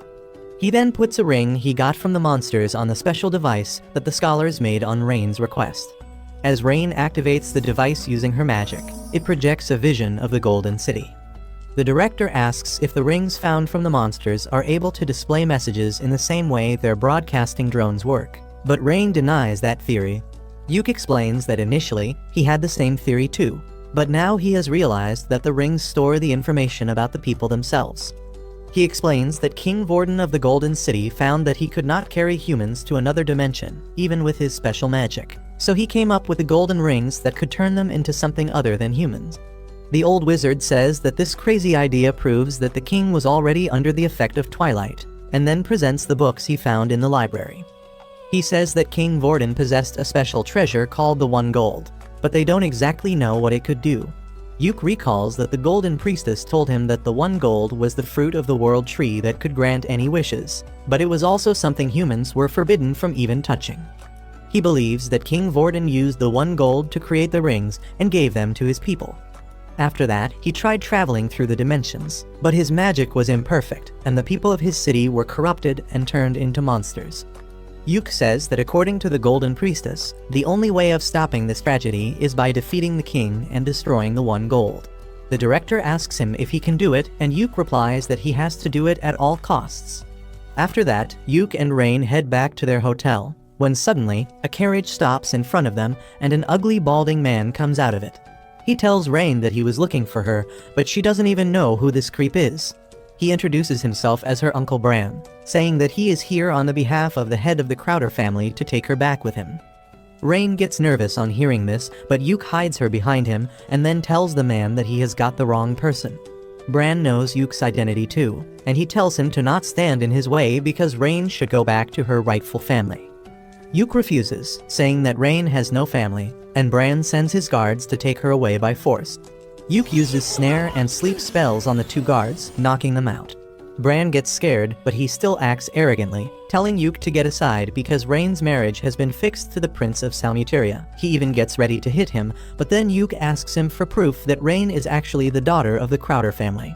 Bran falls silent on hearing this, and Yuk accuses him of trying to kidnap a random girl and then marry her to another country's royalty by pretending that she is their daughter. Bran tells him that even if the girl is not a member of their family, she is going to become a queen, and their family will also benefit greatly from it. He orders Rain to come back to her father, but she activates a magic spell as she tells him that she doesn't want to. She shoots a tiny lightning bolt just above Bran's head, burning what little hair he had on the top of his head and scaring him shitless. He immediately runs away after that, and Rain tells Yuk that they should head home before anyone else comes after them. Meanwhile, Bran runs straight to the second prince of Salmuteria, who asks him where is the bride he ordered. Bran nervously tells him that it will take some time because Rain has got a bad temper after becoming an adventurer. He says that she even shot a lightning bolt at him, and this shocks Prince Masmoda because women can't even leave the house without permission in his country. Anyway, he decides to give Bran some more time because he needs Rain for a special reason. He also tells him to bring all the girls she hangs out with so that she has some friends in his harem.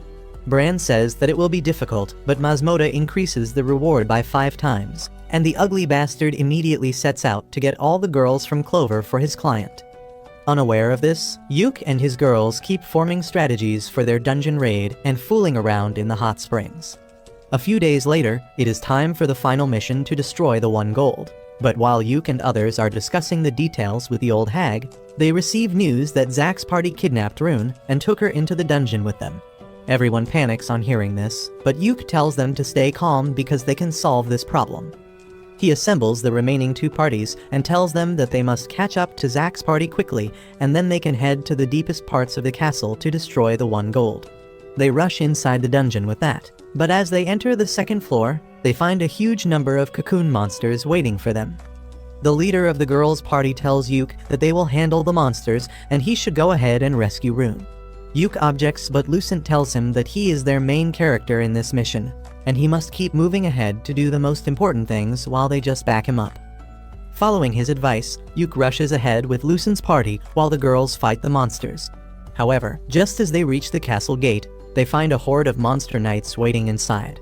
Lucent tells Yuk that his party will handle them and he should go inside to deal with the One Gold.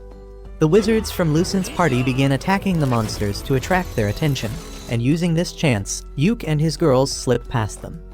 They reach inside the castle soon, and Neen finds the route that Zack took. She says that he is heading straight to the throne room, which is exactly where Yuk believes the One Gold is. As they rush towards the throne room, Yuk feels someone coming and immediately alerts his party. However, it turns out to be Loj. Yuk tells Loj that he learned a lot from the library, including details about him. Turns out that Loj is the son of King Vorden, and Rune is his niece and the king's granddaughter. Loj feels no need to hide things from Yuk now, and he says that his father made a mistake, and Rune is the key to make things right. He wishes Yuk the best of luck and then vanishes, leaving a gold ring behind. Yuk's party soon reaches the throne room's door and hears Zack laughing inside. Yuk tells them to get ready to fight, and Silk calls out the book spirit to assist her. With that, they charge inside the room and find Zack and his friends enjoying the loot they found in the royal chamber.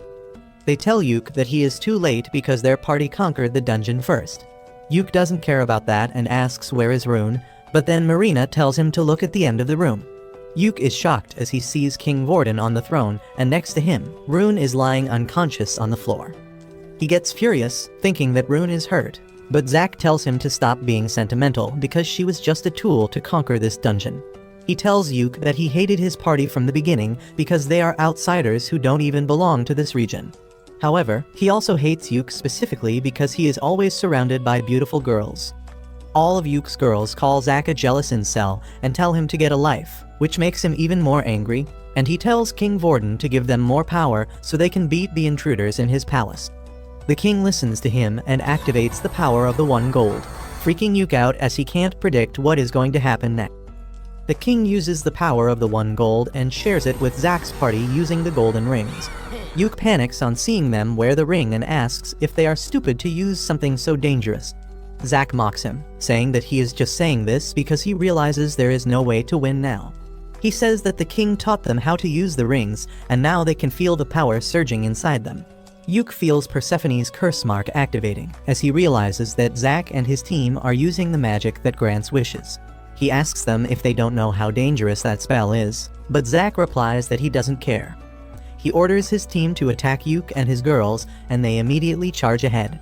However, Yuk's party is also ready to fight. Silk shoots the healer in the knee, bringing him down, and then Neen uses her speed to knock down the wizard. Rain knocks down the thief using a basic spell, and Yuk paralyzes the tank. Zack is shocked to see his friends lose despite powering up, when suddenly, Marina breaks his sword, forcing him to run away. However, he suddenly feels a sharp pain in his body and falls to the ground. The power of the ring starts consuming him, and he begins turning into a monster. All his party members also get affected by the power of the rings and transform into monsters, and Yuk calls the girls back to rework their strategy. He tells them to be careful because their enemies are stronger and more unpredictable now. He then buffs them with his support spells, but that is not enough this time. Zack attacks Marina and pushes her back, but she immediately returns to fight him. On the other side, the fat monster chases after Silk like a total creep, and when her lightning arrows have no effect on it, she freaks out and keeps running. Rain fights against the priest, and even though she is able to damage him with her spells, he regenerates instantly. Meanwhile, Neen gets overwhelmed by the thief of the party, but luckily, Lucent arrives there just in time to protect her. He asks her what the update is, and she tells him about Zack's party using the rings to become monsters. Just then, Lucent's teammates as well as the other party arrive in the room, and he tells them that their job is to hold back the monsters while Yuk rescues Rune and stops the king. The two parties team up to take down the monsters, and Yuk tells his girls that they should rush to help Rune now. They run towards the throne, but King Vorden comes forward to face them. Marina dashes towards him as Yuk enchants her sword. She tries attacking the king with her full strength, but he easily blocks her attack and then pushes her back before hitting her with a powerful magic beam point blank. Marina somehow avoids taking any damage from the attack and charges at the king again. Yuk stacks all the debuffs he can at the king, slowing him down, and Marina manages to push him back. However, using such a great amount of spells puts a lot of stress on Yuk, and he starts bleeding. He tells Marina to keep attacking because he can't keep the king down for long. Suddenly, the snake spirit warns Silk about the king's next attack. She yells at Marina to dodge, but it is too late. The king stabs the ground with his spear, releasing a great burst of energy. Everyone runs away, but Marina gets caught in the attack's range. Silk and Neen keep the king busy with rapid attacks, while Marina gathers her strength back.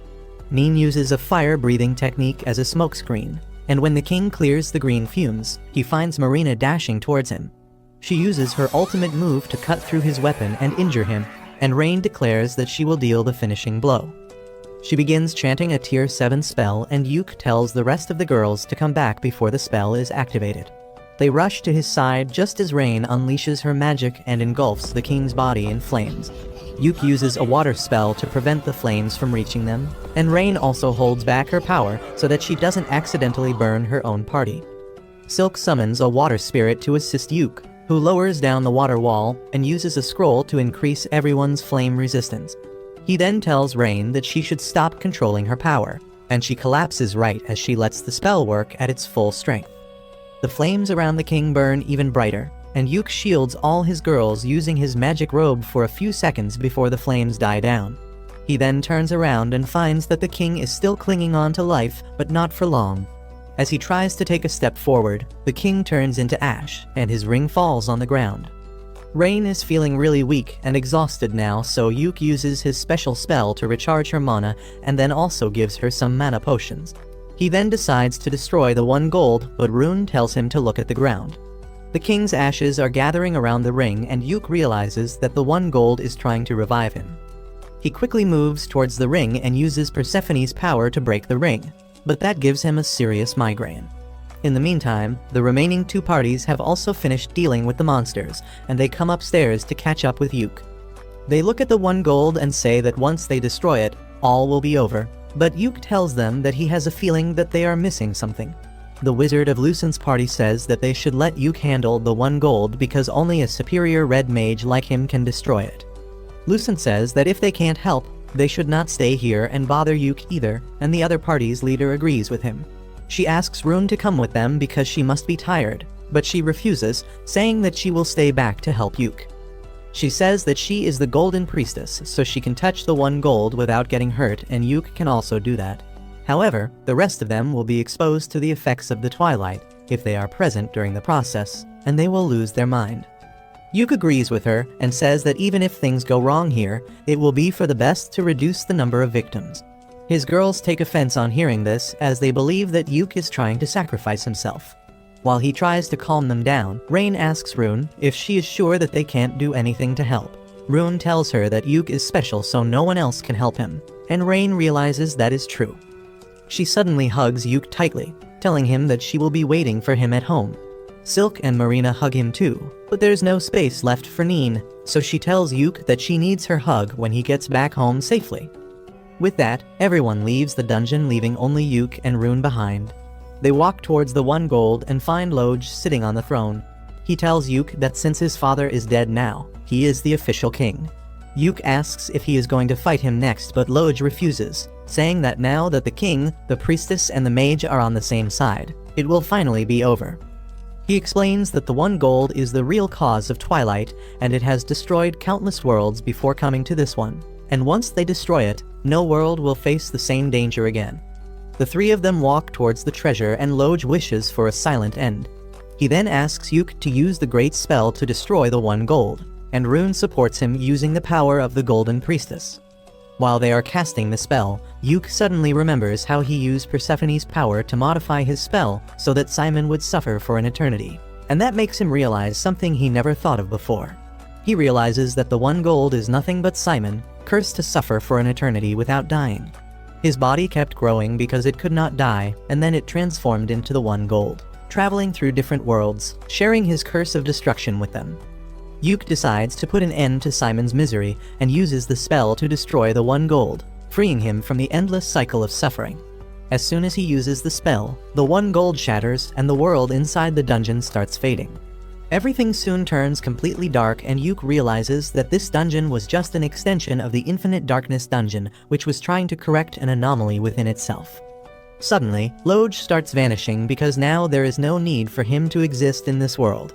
He tells Yuke to take care of Rune for him, and then asks her to live her life freely because he and her parents have always wished for her happiness. He completely vanishes with that, and Yuke asks Rune to come with him because she is a member of his family.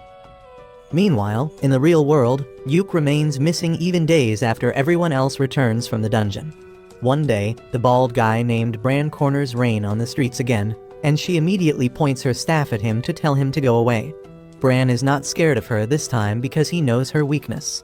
He asks Rain if she is looking for Yuke and says that he knows something that will help her find him. Rain is curious now, and Bran tells her about an artifact called Seeker's Compass that can detect the location of any object or person. The desperate Rain asks Bran how can she get it, and he tells her that the compass is with Prince Mastoma of Salmuteria, and he can take her to him so that she can negotiate about the compass directly.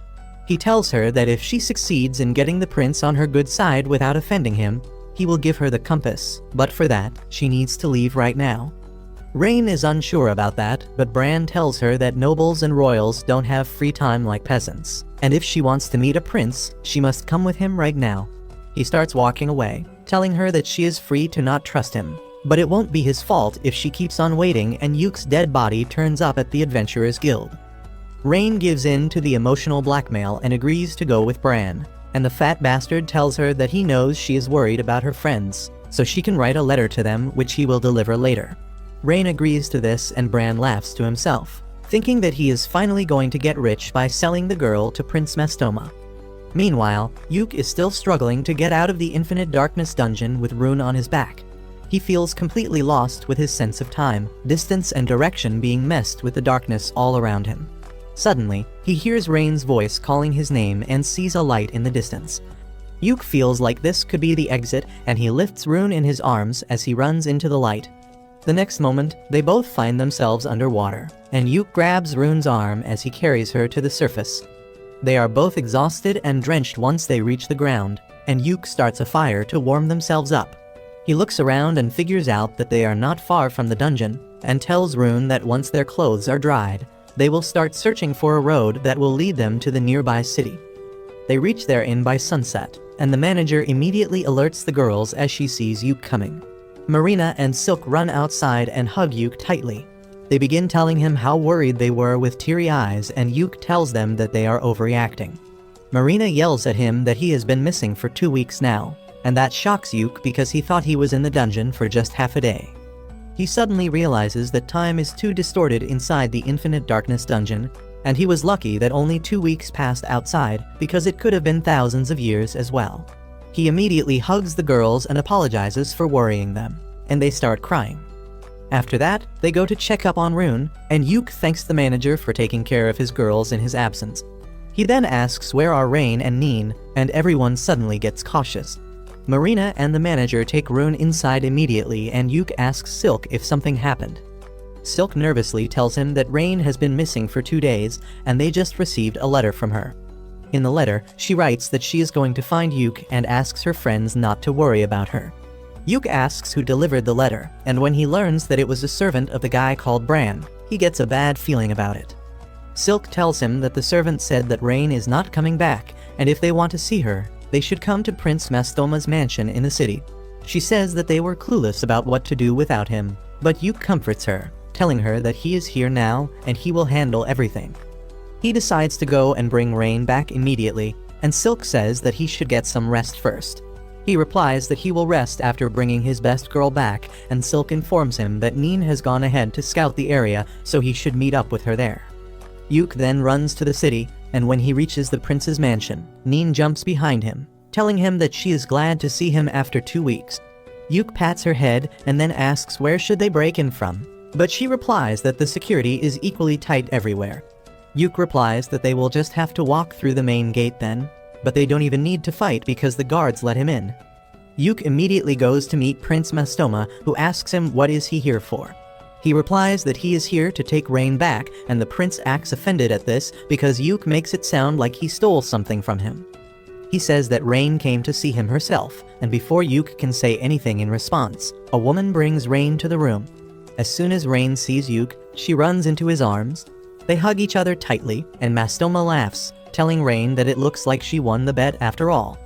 Yuk turns to the prince to ask what he means, and he replies that Rain made an outrageous bet with him.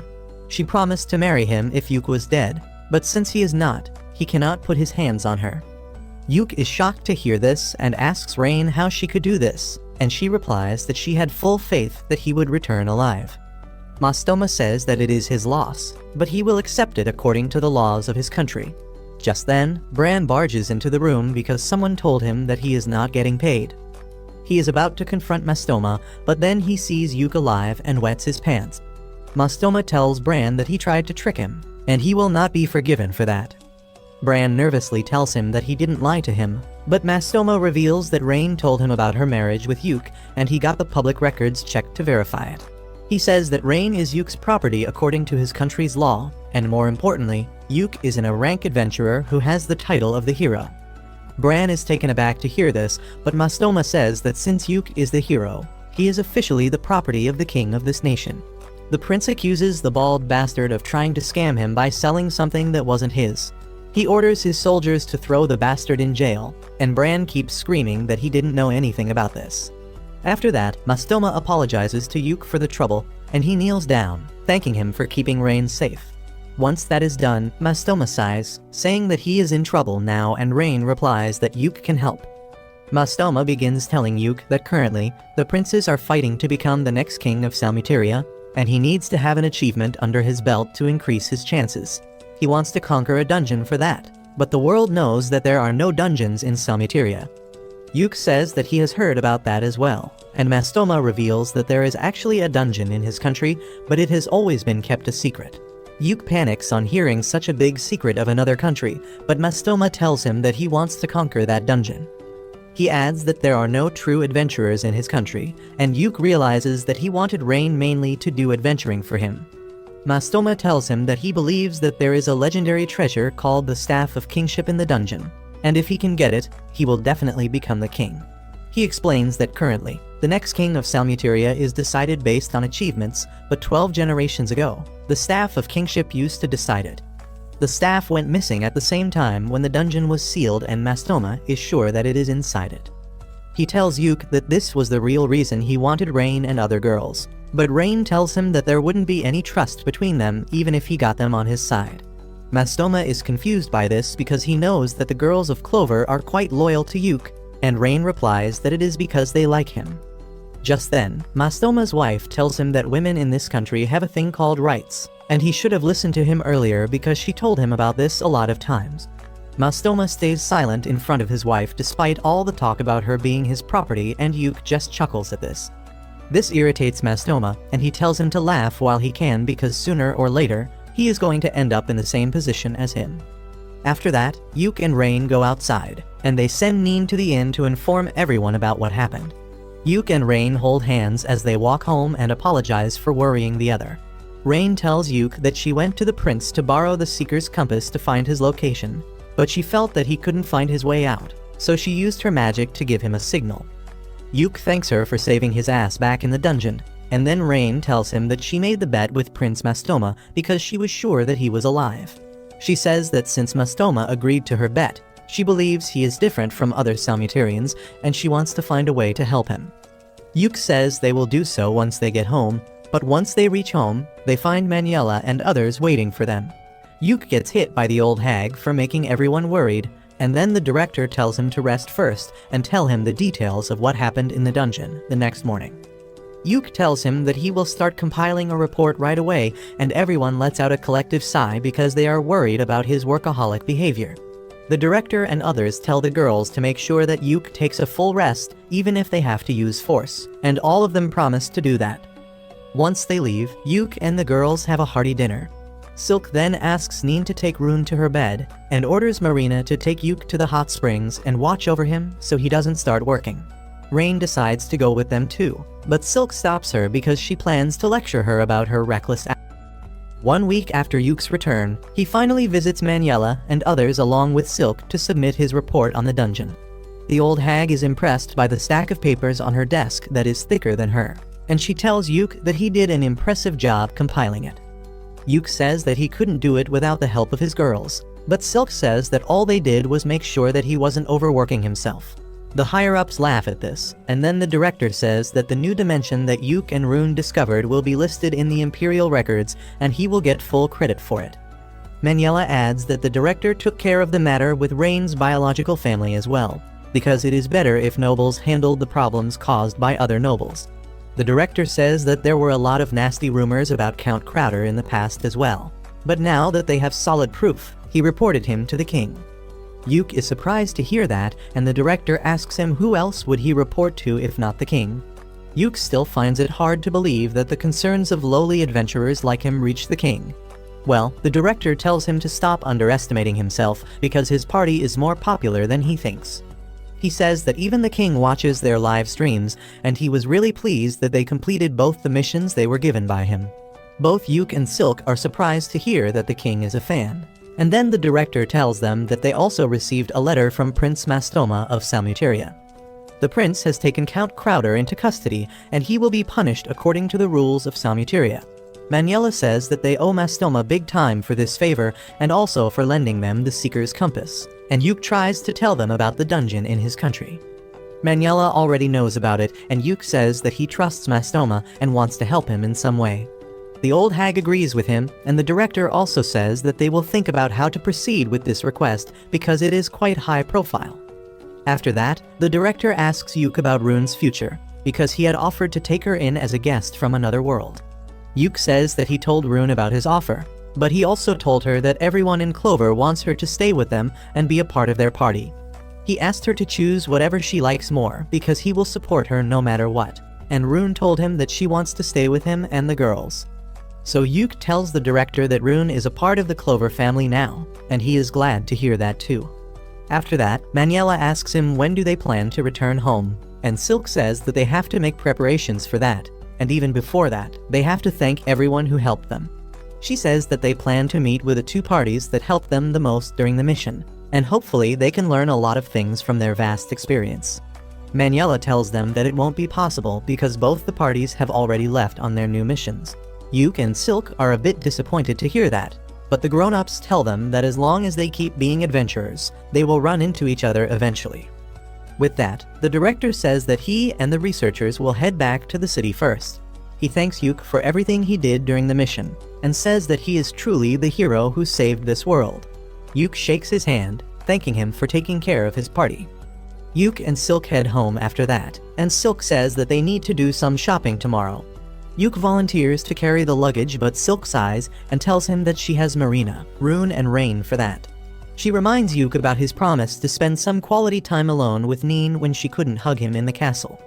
Yuke remembers that now, and Silk tells him that the poor furry has been waiting eagerly for her quality time with him. Yuke gets that, but he doesn't know what to do with the time, and Silk tells him that anything is fine as long as she is having fun. That night, Yuke goes to Neen's room and tells her to think about what she wants to do tomorrow. He says that they should have a lot of fun and do everything she wants, and Neen is on the moon after hearing that. The first thing on Neen's list is drinking in daytime, and she says that she is going to make a lot of selfish demands today.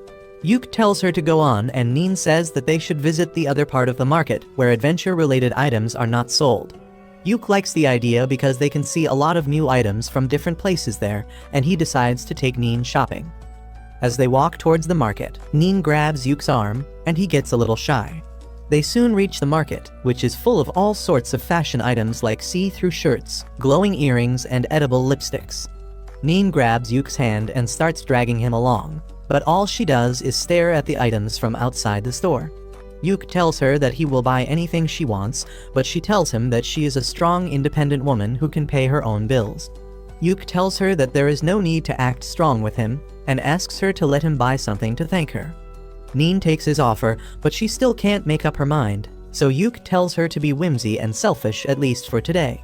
He says that he will indulge all her demands and asks her to be free, and Neen tells him not to call her a gold digger if he goes bankrupt later.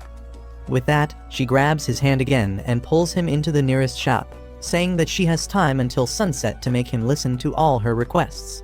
A couple days later, Yuke and his party are ready to leave, and everyone comes to see them off. Yuke thanks Manuela and the elf innkeeper for taking care of them.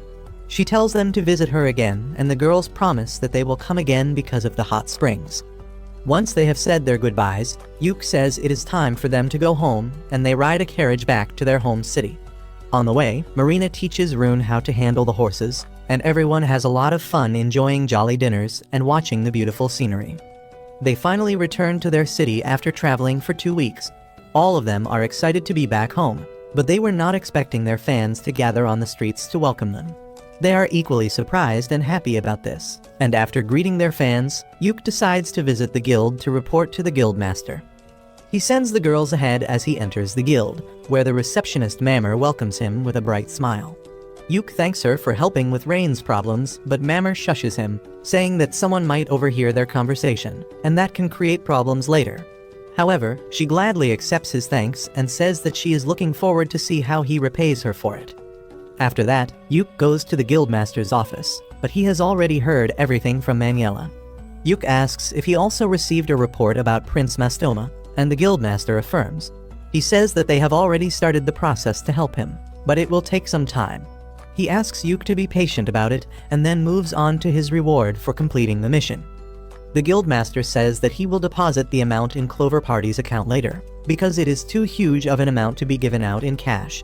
He keeps hyping Yuke up, telling him not to faint when he sees the amount when suddenly, Jamie barges into the room. She immediately rushes to Yuke's side and begins checking if he is fine.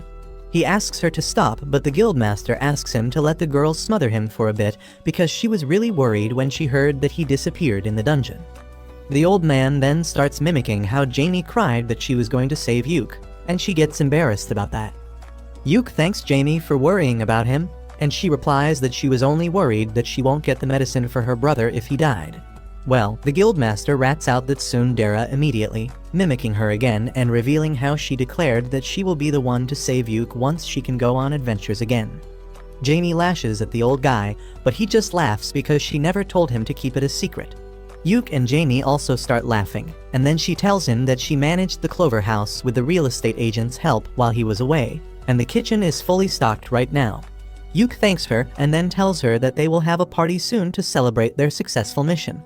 The guildmaster decides to invite himself to drink some free booze, and Yuke can't say no to him. On the other hand, the girls reach their house where the real estate agent tells them that he fixed a couple of loose doors and leaky taps while they were away, and he also remodeled a room to make it more comfortable for Rune. The girls thank him for looking after their house, and he leaves them to rest. Rune gets really happy that she is going to live here, and just then Yuke returns too. He gathers the girls to give them an important message, saying that they did great on the mission, and now they should rest for a few days before picking up any mission. The girls agree but remind Yuke that he is the one who needs to rest the most.